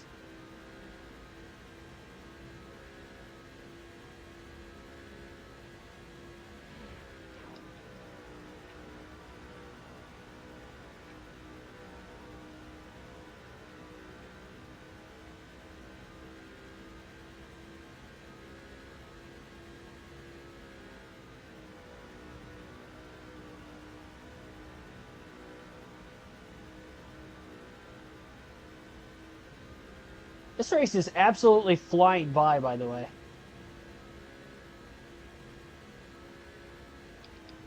These 400-mile races that go caution-free, Indianapolis, Michigan, and potentially Chicagoland here. I mean, we're under 90 laps to go already in this race. We had a 10-minute delayed start, and then we still qualified when the stream began, so we've really only been racing for about an hour and a half.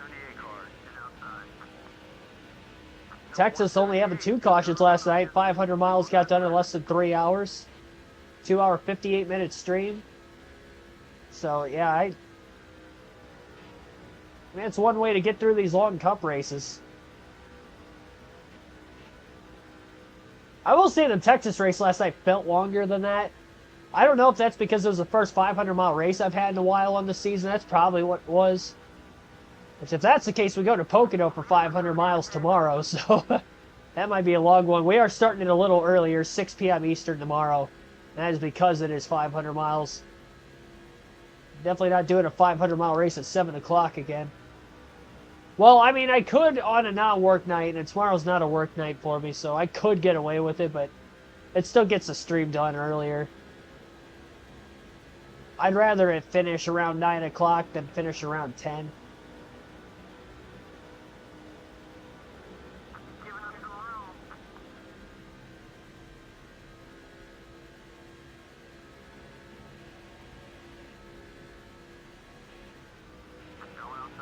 That Kenseth in the pits. The 143 car is coming up quick. You're clear. 143 car going another lap down. Mark Martin lapped the field already here. As he's still going to have quite a ways before he hits pit road. Again, Martin will be able to make it on 3 stops in this race. No, not everybody on the lead lap's pitted yet. I thought they had. Not quite. Getting there. Johnson from second is clearly pitted already. Like some of the leaders are headed down pit road.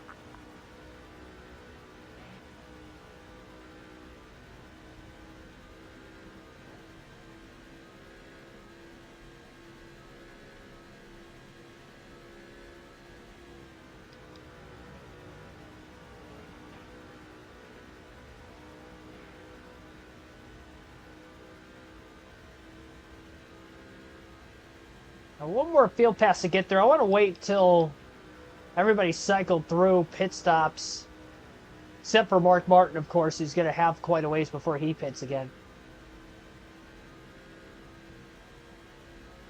Just to make it in our window of 73, 74 laps, we only have to go about another 7, 8 laps, but we're going to push it a little further.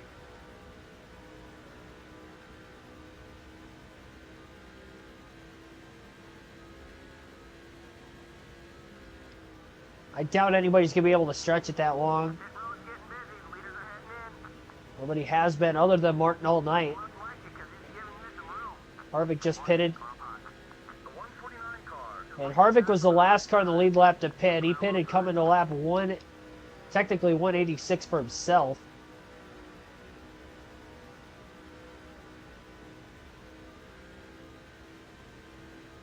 Which would mean he's going to have to go 92 laps to the finish. 91 if he gets lapped before the end.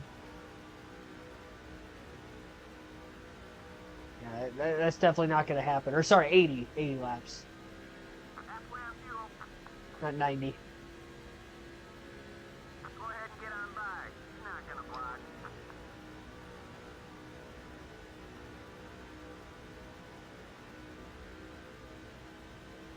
Yeah, I've got like pretty much an entire half a fuel run Definitely going to allow Martin to lead a ton of laps here.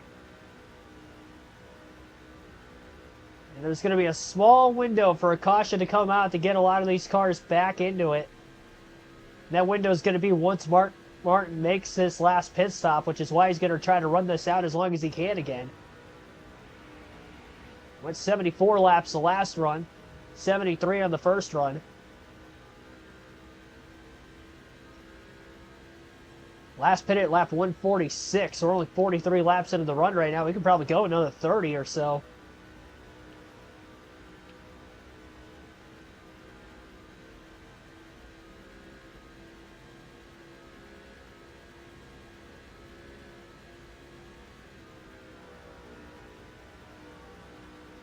Been to an NFL game? Yeah, I've been to 3 of them.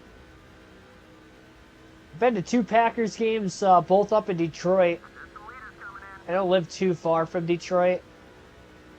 As far as like major city that has professional sports teams in the big 4 sports, you know, NFL, MLB, NBA, NHL, Detroit's the closest one to me. But, so being a Packers fan, I try to get up there. I want to make it more regularly. I really wanted to go last year. They played on Thanksgiving last year, so I ended up not going. I really wanted to go to that, though. And then the year before that, I was in Phoenix. That same weekend they played in Detroit. I was there for the NASCAR championship race weekend, so I missed that one, too. So I haven't been up there in a couple of years. 21 would have been the last one.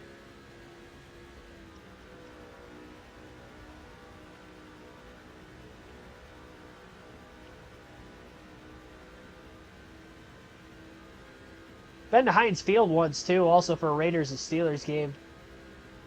I went when I was like 15 or so. 15, 16 years old, right around there in high school. A buddy of mine's a Steelers fan. Went there for that game. My dad's a Raiders fan. And he was able to get the tickets through his work because somebody else was trying to get rid of them for one reason or another, so landed for him. He had 4 of them, so yeah, we all went up to Pittsburgh. I wasn't doing anything that weekend. It was like a late November game. I think it was a week before Thanksgiving. The weather was like really nice for that time of the year. It was like 60 degrees that day, even though it was late November in Pittsburgh. 1 o'clock game. We couldn't have had nicer weather that day for that late in the season Midwest football game.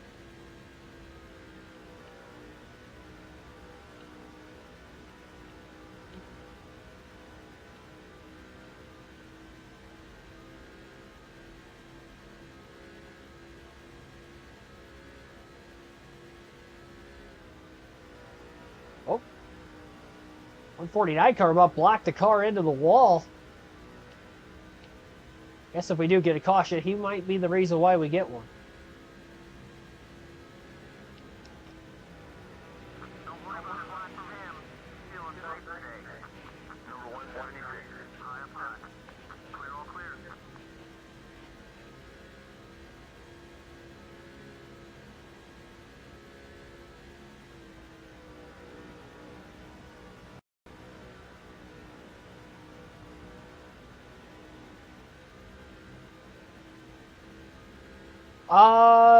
The first time I saw the Packers play in Detroit was actually, it was in 2010. It was the year the Packers won the Super Bowl. It was the 2010 season. They technically would have won in 2011 in February, but yeah, it was the 2010 season. It was a December game late in the season. And Aaron Rodgers actually ended up getting hurt that game and left the game early with an injury. He ended up missing the next game as well. They had to play New England. Matt Flynn started. But then Rodgers was back in the lineup again. They ended up running the table the rest of the season. He came back in, got the wild card spot. And the rest was history. But they lost that game like 7-3. It was a low-scoring game.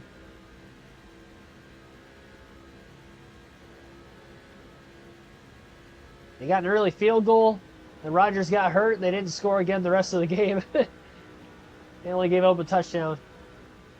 Because the Lions were pretty bad at that time, too, so... But they got the job done. They did win. They beat the Packers that day.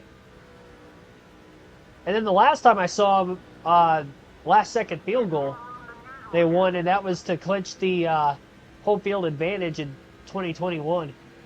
So that was a cool game to go to. That was tight. The 22 car, outside, outside. Number 22, good run. He's coming high. All clear. There were so many more Packer fans there that day, too, in particular, than Lions fans. It almost felt like a Packers home game. I've never been to Lambeau before, but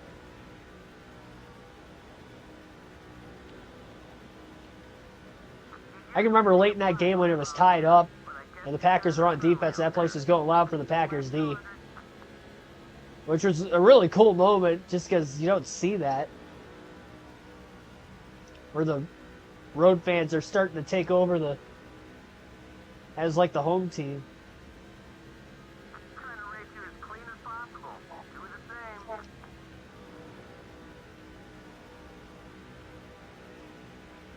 I really wish I was up there for that Hail Mary game on that Thursday night. Oh, that would have been epic. The 9 car, giving us some room. Number 9 is coming up. Instead, I was just running hysterically through my living room when that happened.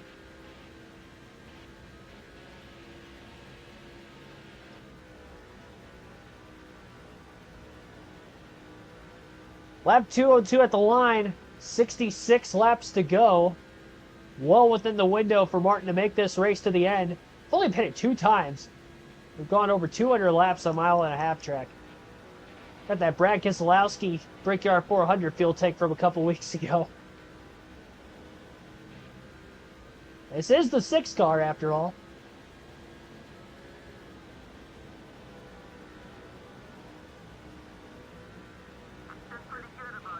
Yeah, I've been to a lot more NHL games. I usually see the Red Wings once or twice a year. A lot more. I've probably been to more Tigers games than any other professional sporting event other than NASCAR. NASCAR's number 1, but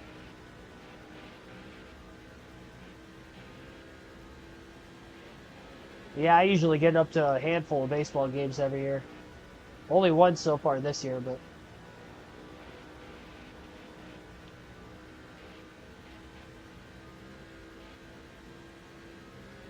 I think I went to two games last year, but before that, I was going to like 4 or 5 plus a season. I went to 12 games one year.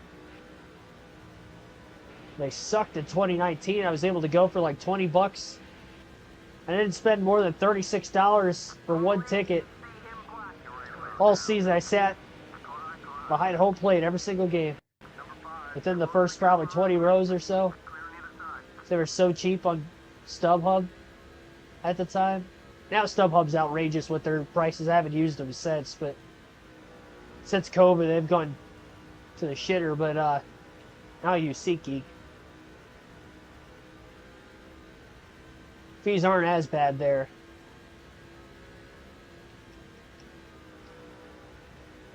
Yeah, that was insane.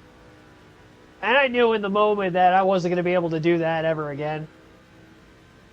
Oh no, it was 11 games that year, not 12. But still. They went 2-9. Every game I went that season, they were 2-9. That's insane.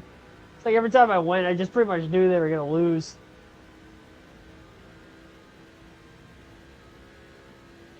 One of the games they won, they beat the Twins, and it was like 13-12 or something ridiculous like that. Like, they had no business winning that game. And the other game, they beat the Orioles, who are like also right with us at the very bottom of the league. So both of those were like really late in the season. I think they lost like the first 7 or 8 games I went to see, and they won like 2 of the last 3 or 4. Saw them get demolished a couple times. I did get to see Albert Pujols' 2000 career RBI in person, so that was pretty cool. Hit a home run to left field. There was like hardly anybody at that game. It was a Thursday afternoon, 1 o'clock game. With a sorry-ass Tigers team playing. I kid you not, there was probably like less than 5,000 people there. Albert Pujols deserved better for hitting his. He deserved better when hitting his 2,000th RBI. He deserved a bigger crowd. But yeah, it was pretty cool. Only 3 players in MLB history have ever done that before, so.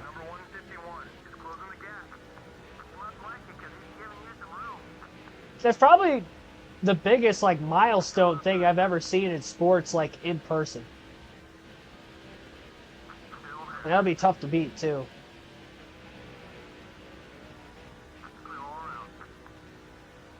I can remember when I was getting tickets for that game, I was sitting behind home plate every game because they were so cheap. But I was like, man, what if I just sit out at left field for the off chance that he hits his 2,000th RBI out there? Because he was only 1 away going into the game. It was a solo home run in the first or second inning that he was able to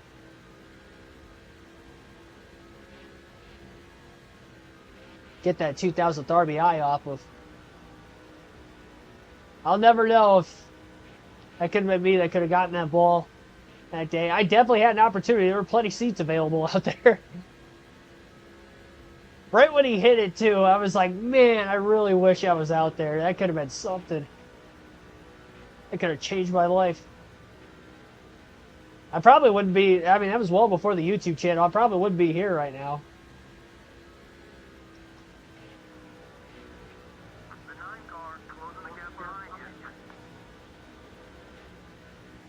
But I sold that thing for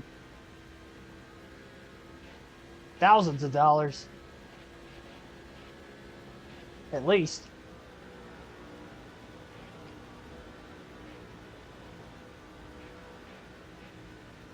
The only reason I wouldn't have, like, just gave it up right away, I don't know, though. I might have kept it, too. Because I've never gotten a fly ball from a game. I've been to a ton of games. I've never gotten an in-game ball. I've gotten a couple during, like, batting practice, but I don't think that counts. It doesn't count to me, at least. I've also had a couple where they'll, like, throw it. You sit around the dugout and they'll, like, kind of throw it up over the dugout half-inning situation like that. I've had a couple of those, but I've never, like, actually gotten a live ball. Contact with Scott Riggs trying to force our way under there. That didn't work. Yeah, we'll loose into 3 and we'll pass him there. Guess the Cardinals? No, he was playing for the Angels at the time. And I sat out a very lengthy rain delay for that too. Well, it wasn't that lengthy. It was about an hour. It was like an hour rain delay before the start of the game. Got to see that. And then the Tigers proceeded to get stopped on by the Angels and they ended up losing 14-1. It was the most lopsided game I've ever been to.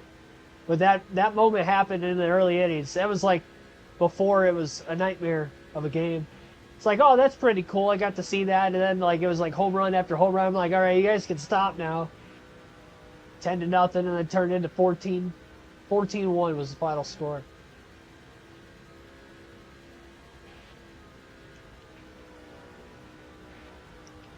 (2019).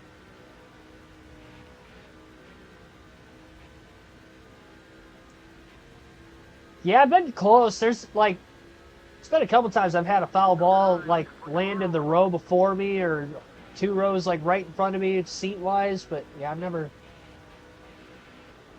gotten one. It was gonna be tough to get one that season in particular. I went because I sat so close behind home plate every time. They foul them straight back. They're either into the net or if they're over the netting, they're like upper deck, second deck. They're never like in the lower deck usually. So.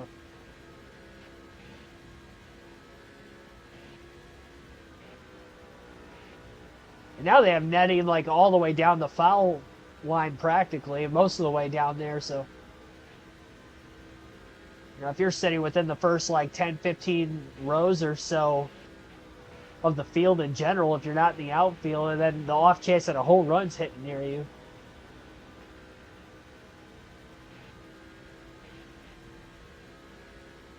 $40 laps to go. Miscounted. 50 laps to go. 50 to go here at Chicago. Mark Martin will have to pit for the final time soon. And it won't be a one-lap lead anymore, and there's a very good chance Jimmy Johnson's actually going to cycle to the lead.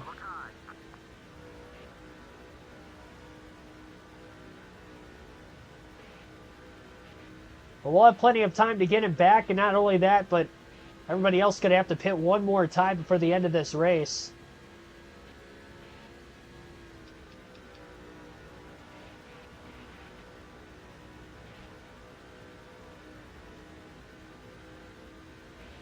Yeah, that always works during rain delays too. I feel like some ballparks you can get away with that. Not just ballparks, but like sporting events in general. I can guarantee you, Comerica Park, even that season in particular, when there was like barely any tickets sold, they're still stingy. Like they'll check your tickets like before you just go down. Because I can remember there was times where the front row or two behind home plate were open, like wide open that season. And I was sitting in like the 8th row or something. And you would see like periodically throughout the game, like somebody would try to go down there and they'd be like, no, you can't sit here. It's like nobody sat there the whole game. I feel like if somebody wants to go up there and sit there, they can. Especially when it's like 14-1.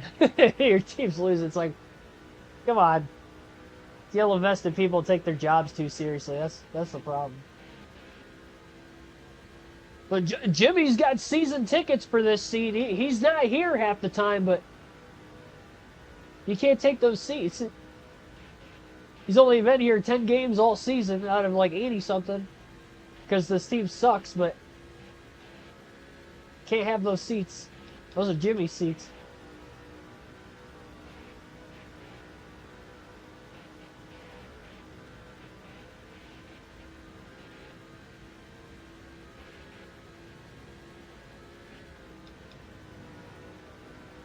It's the furthest I've gone on a full field run the entire race.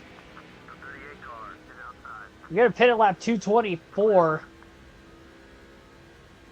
224 will be the call to pit road.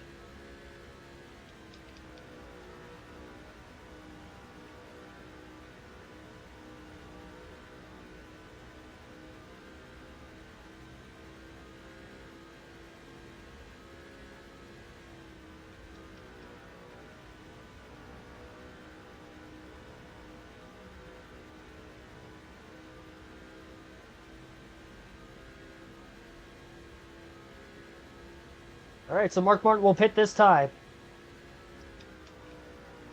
No adjustments this time around. I definitely made the right adjustment changes on the last pit stop. 4 tires. We'll see where where Mark will cycle. It's only the 26th race of the season, you know. Racing is the same guy. I'll get his name wrong every now and then still. All right. Yeah, no adjustment changes, 4 tires, and a full tank of Sunoco race fuel. It's been a long week. My goodness.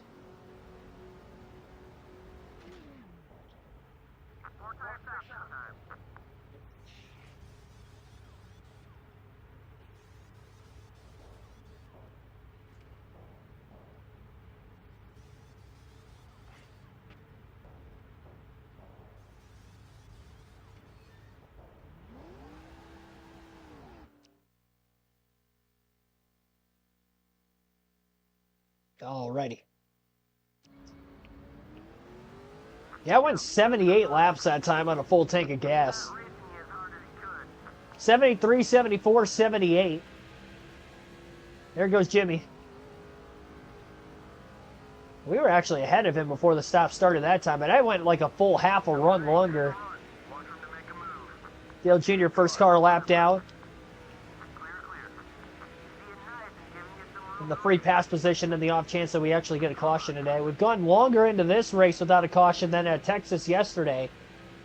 First of 2 yellows in that 334 lap race came out at lap 222. Next one, first lap after the restart, right after. Yeah, caution free so far today. And this is a chance for Johnson to get back into this race as if we get a caution between now and the next pit stop for that 4018. which if I had to guess, they'll be pitting right around lap 240. So it's going to have to be within the next 15 to 20 laps. And if we don't get a yellow, Mark Martin's going to end up winning this race by a full lap. I mean, we could get a yellow and somebody gets the free pass, I guess, to get back on the lead lap that way, but they'd be at the tail end of the longest line for a restart. So we really need 2 cautions to get right to the back bumper of the 6. At that point, we'd also have a race. I think Johnson, it was pretty even who had the fastest car in this one. The initial setup I had, making that setup change 2 pit stops ago, though, I definitely have the fastest car now. And it's still going to be tight on that lap sled battle, so we're going to try to get to this lead here and not waste any time doing so.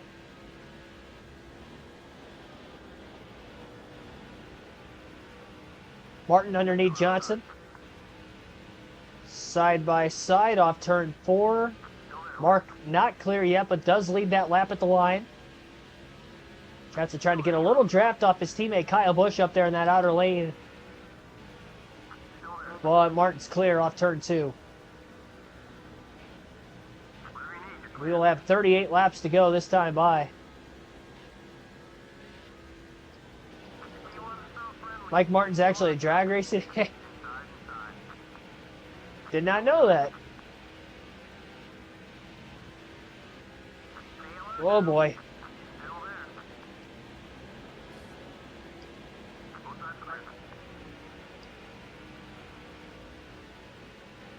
Johnson missed the corner way more than I did. His was more in the middle of the corner when I was on throttle and not getting in off throttle. Ooh, Johnson trying to cross the 6 back over again. Martin holds on. So at the start finish line this time by, we'll take that final field pass of the race now. We were waiting to do so for a while. We try to milk the clock to the finish here. 15th place for Jamie McMurray. Still a lap down, obviously. About a lap and a half down.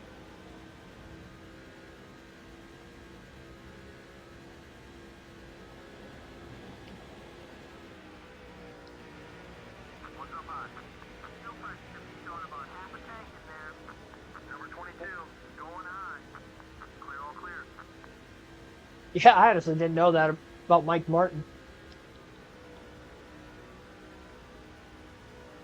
More you know.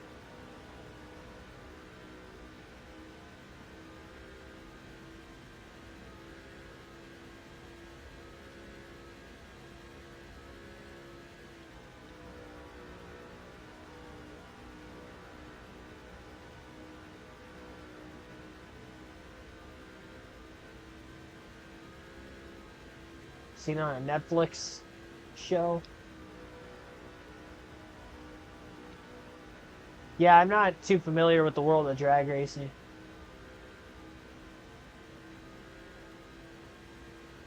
The only names I've ever known over there are the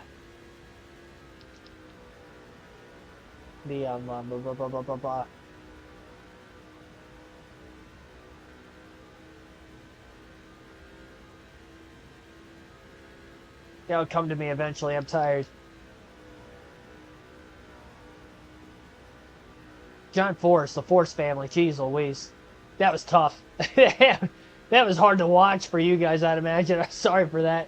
The Force family. The Forces.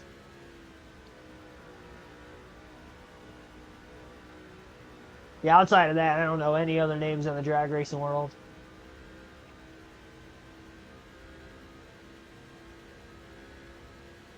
Well, I guess Tony Stewart now, technically. I don't know that counts.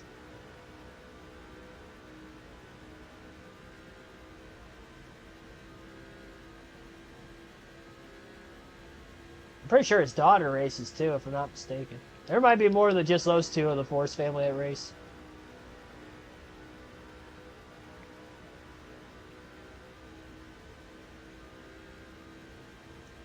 All right, at the line, we'll swap to Matt Kenseth on the 17 next.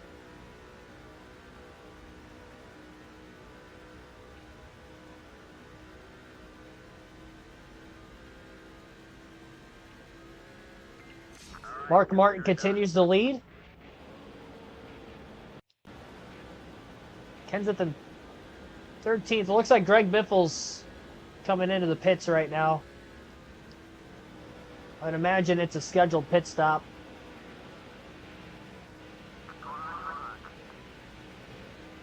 Oh, contact with Dale Jarrett.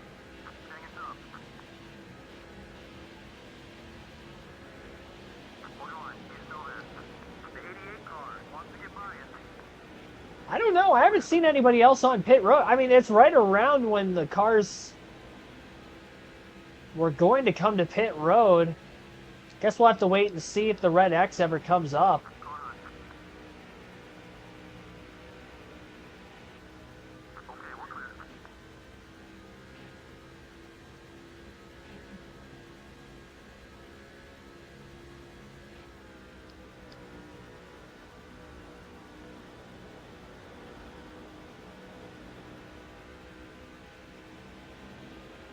Yeah, it was the scheduled stop then for Biffle. He's out of the pits now. I thought so. He pitted way earlier than anybody else, though.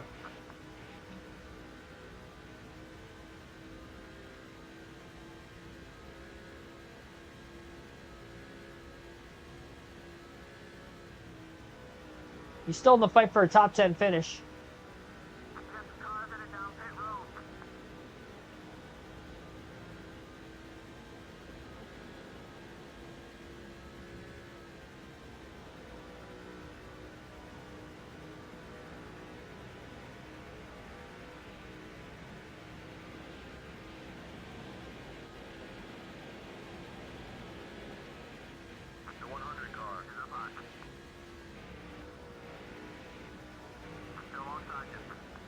Swinging by the Dover Monster. Dover Monster at a track not named Dover.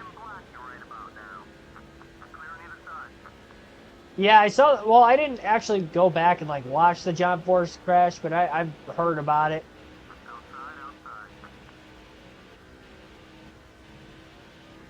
He was in the hospital for a couple weeks, I think. I think he just got released recently too. Good to see. I didn't realize he was 75 years old.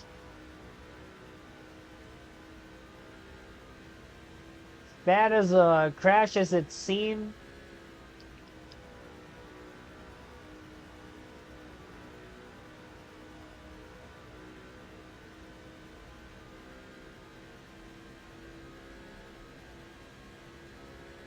For one, glad he's, at least alive. For two, as old as he is, having that kind of a crash and the injuries sustained from it, that might be it. Oh, caution! Caution is out at Chicago for the first time with less than 30 to go. Well, this race ain't over yet.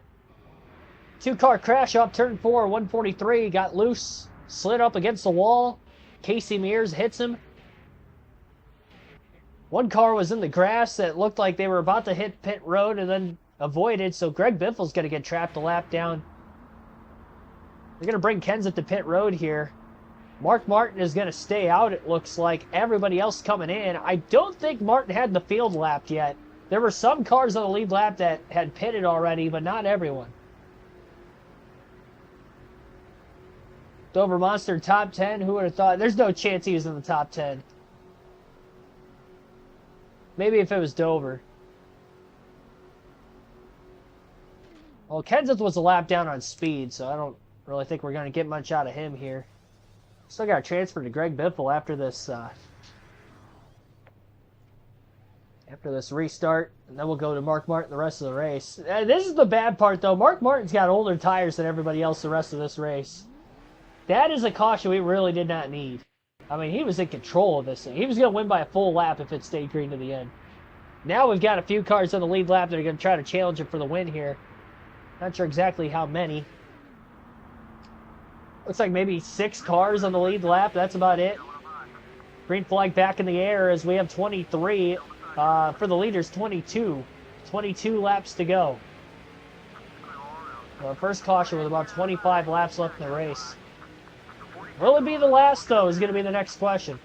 It is a gaggle of cars on the back straightaway. Lappers lead lap cars 3 wide.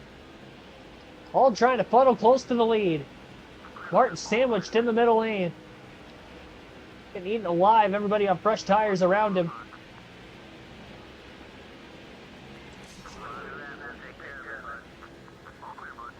21st. Wow, Biffle's 2 laps down. I mean, he just pitted. Greg Biffle just hit pit road.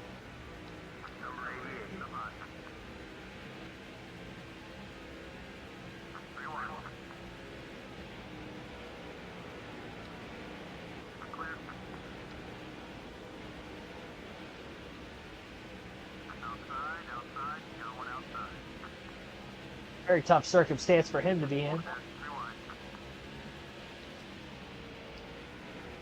That was tight. It's tight all over the place here. They're 4 wide nearly into turn 3. Are they? Oh, they are 4. Oh my gosh. I'm about 4 where we're at. Biffle's not even racing these cars for position. Caution. Might have been trouble on the front stretch. Somebody was slow off the pace at the tail end of everything. Might have been that 149 car, actually. Debris. Casey Mears, who was involved in the last yellow. So back-to-back caution flags. This one about 3 laps into the green flag run after a caution with 25 laps to go. The first 2 yellows of this entire race.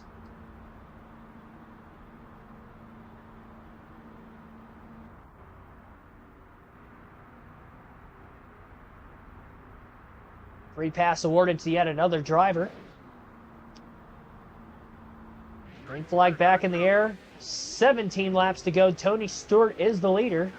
Speaking of him and drag racing a little bit ago. I'll swap back to Mark Martin when we get up to speed here.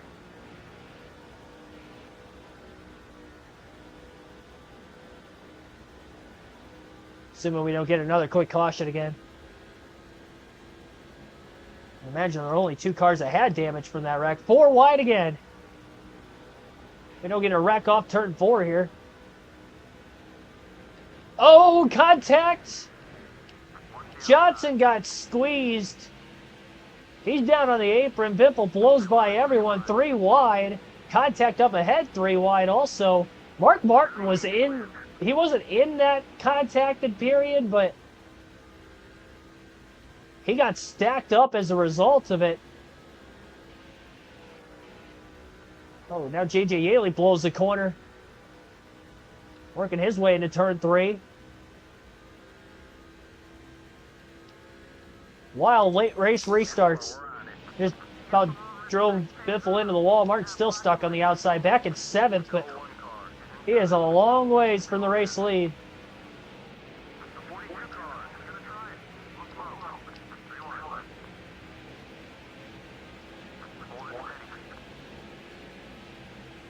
Stuck on the outside. There's nowhere to go up here.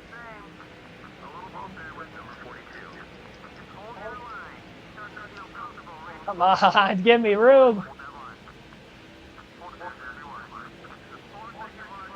It's just a desperate situation here. I'm trying to get to the bottom of the racetrack. Oh, that's not the way to do it. Oh my gosh. About hooked Casey Mears. Oh, they about wrecked further back again. I mean, this race is done. Unless we get another caution, this race is over.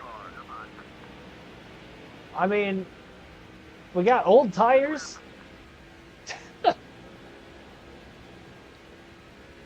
What a train wreck of a finish. Mark Martin had this in the bag. The strategy was all there.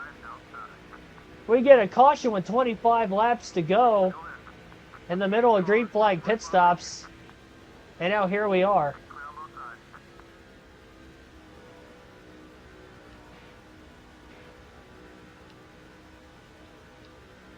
Just passed Earnhardt for 7th. 10 laps left. Tony Stewart's trying to steal one today at Kansas. Or Chicagoland. Wrong track. My bad. This is the way our 3-race win streak's gonna end. We had 4 in a row in the bag. I'm not gonna know who ended up leading the most laps between Martin and Biffle. It's old tires and just getting wadded up on multiple restarts here. Well, the first one not so much. That one definitely. There's nowhere to go. Oh, lot contact into turn 1. Denny Hamlin, Tony Raines. I was really hoping they were gonna wreck. I don't think there's anywhere near enough time for Mark Martin to get through this field. If I had fresher tires, even that would be difficult. As many seconds off the lead as we are. About a half a straightaway off Stewart on older tires. 4.7 seconds, only 8 laps to go. Leaders are going to catch that 149 car at least one time here. Maybe 2.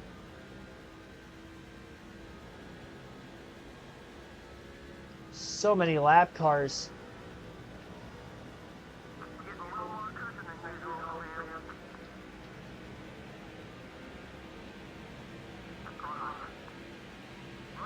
Oh, well, there's trouble. Trouble, big trouble. Into turn 1. Caution flags out with 7 laps to go. Oh, they're wrecking behind us. Arca breaks Tony Raines. Kevin Harvick and Jeremy Mayfield get together in the tri-oval and wrecked, headed off into turn 1. It ain't over yet. Chicagoland and Kansas look similar. That is right. I mean, if it wasn't for the curved backstretch, it'd be about the same. I'm going to pit. There are not many cars on the lead lap here. I might lose 1 position doing this. But we're going to pit for fresh tires. If I'm only going to lose a spot, I have older tires on them. This is the only chance I think I have of winning. So 2 cautions might have did Mark Martin in. This third one might give him a chance again. The problem is we're only going to have like 3 or 4 laps left at the most.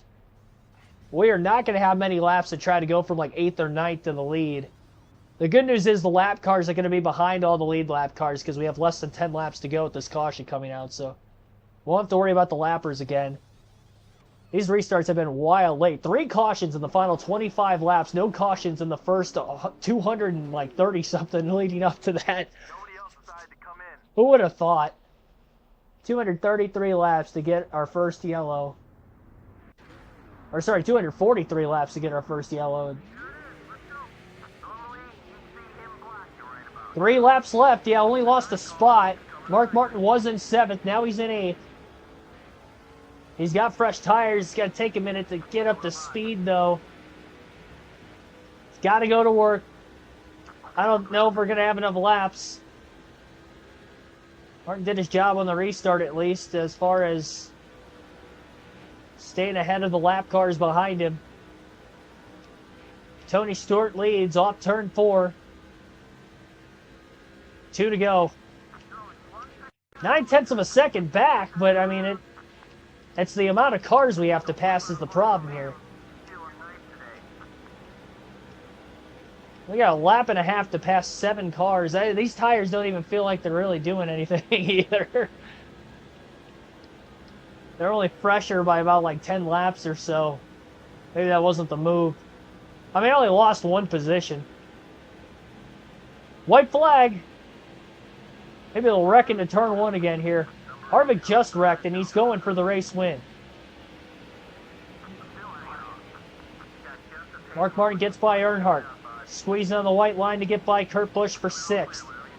Man, if I would have had like 2 or 3 more laps, I think I could have gotten them. We just didn't have enough laps on the restart. Johnson going up the hill. Might be 2 spots for Martin. Martin overdrove the corner too, but he might get them both. Yeah, he's going to get them both. Tony Stewart's going to hang on to win at Chicagoland. Dang, man, got the 4th there on the fresh tires at the end. Just didn't have enough laps. I mean, it's just an unfortunate set of circumstances with those cautions. That 3rd one came a little late. The 3rd one allowed me to get 3 more positions out of it. I would have probably finished 7th otherwise. Bobby Labonte finishes in 2nd by a nose over Kevin Harvick at the finish line there. Margin of victory, 1/10 of a second. Nearly 2/10 for Tony Stewart, who led just 13 laps today but gets the win. 3 cautions, 34 lead changes, 2 hours, 31 minutes, 17 seconds. And all 3 of those yellows again in the final 25 laps. Average race speed of 158.83 miles per hour. And we did lead the most laps. 126 laps led for Mark Martin, 107 for Johnson. They dominated the day, but they finished 4th and 5th.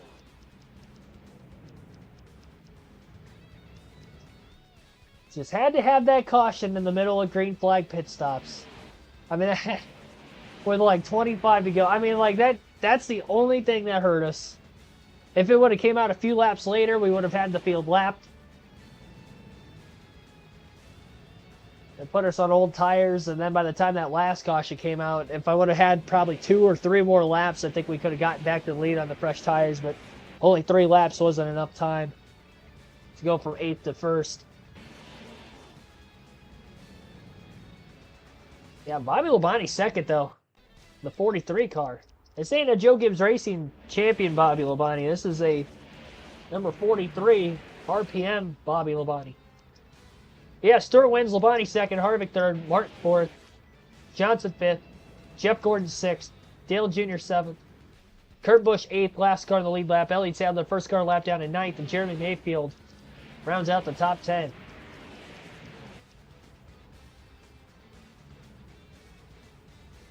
Our other teammates, Jamie McMurray finished the lap down in 15th, Kenseth the lap down in 18th, both on speed. Greg Biffle on the worst side of probably the entire field, as he was the first car to pit road during the final set of green flag stops. He went from on the lead lap, which would have been great for him on that last restart, to pitting from the top 10, and he finished 2 laps down in 23rd. As far as the DNFs tonight, E. McGee, fantasy driver, finishes after 23 laps. Reed Sorensen blew a motor. Ryan Newman blew an engine. He led 7 laps today, too. Michael Waltrip, we saw in pit road with an engine failure. T. Peterson, he blew a motor. And that was it for the engine failures. A lot less tonight, just 5 of them, compared to 10 yesterday. Granted, this race was 100 miles shorter in length. One more caution in this race than what we had yesterday, even though this race went green longer to start and it was a shorter race.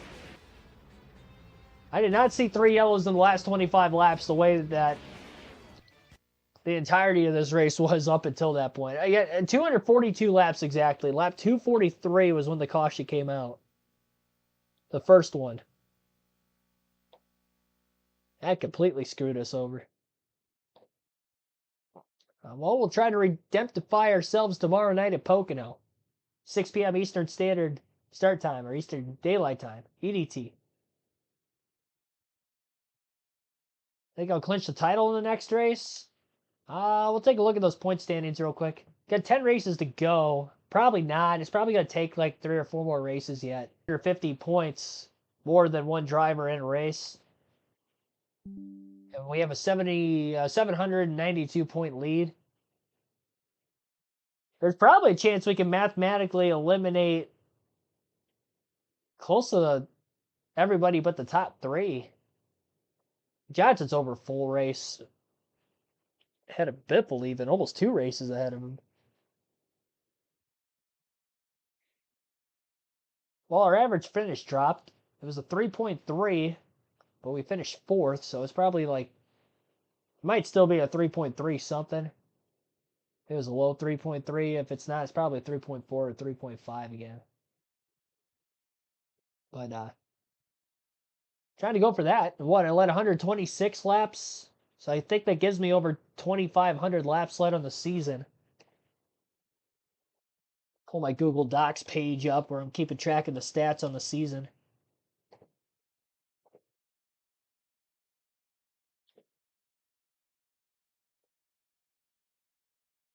Let's see here. Scroll down. All right, so leading 26 laps tonight.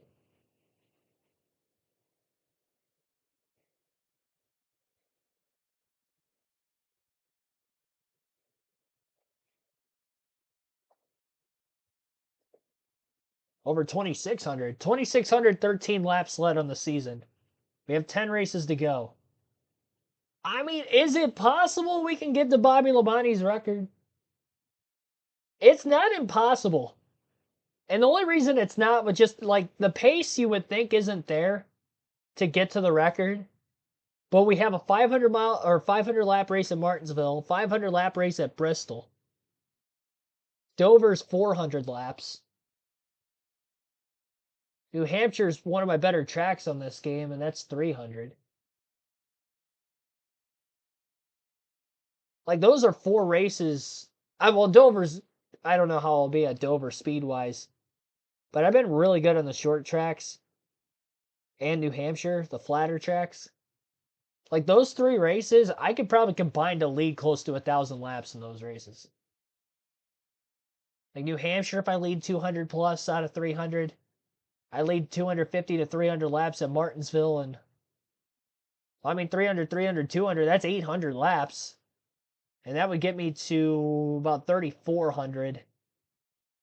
And the off chance that I somehow lead like 400 plus laps in those races, then we would have 400, 400, 200. That'd be 1,000. I mean, it's not impossible to get that record from Bobby Allison for the most laps led in a season.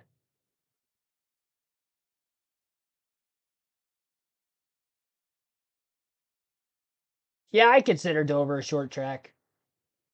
I consider it. It races like one. A lot of the 1 mile tracks do. But yeah, I mean, there's some tracks that are gettable for that. I said only if I had a chance mathematically at like some sort of a record on the season that I would continue the season on, even if I clinch the championship. And that might be an opportunity to break a record, because I don't think I'm going to have this dominating of a season ever again. We got 6, well, we didn't win tonight. 15 wins, 24 top 10s after tonight, and I did get a 4th place finish on that last lap, so 22 top 5s. 22 top 5s, 24 top 10s, and 15 wins in 26 races. Only 2 races I finished outside the top 10, 23rd at California and 11th in the 600. So, yeah, it's been good.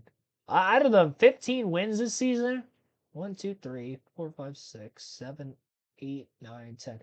10 of my 14 wins have been in the last 13 races. I've won 10 of the last 13 races before tonight. Now it's 10 out of 14 after tonight's race. Should have been another one. Slate Yellow's got me on the wrong side of strategy, unfortunately. All right. Yeah, but appreciate everybody tuning in for tonight's stream. Again, Pocono tomorrow night, 6 p.m. Eastern time. We'll start that one a little earlier because it is a 500-mile race. I will see you guys tomorrow. Thanks for watching. Have a good rest of your Thursday, everyone.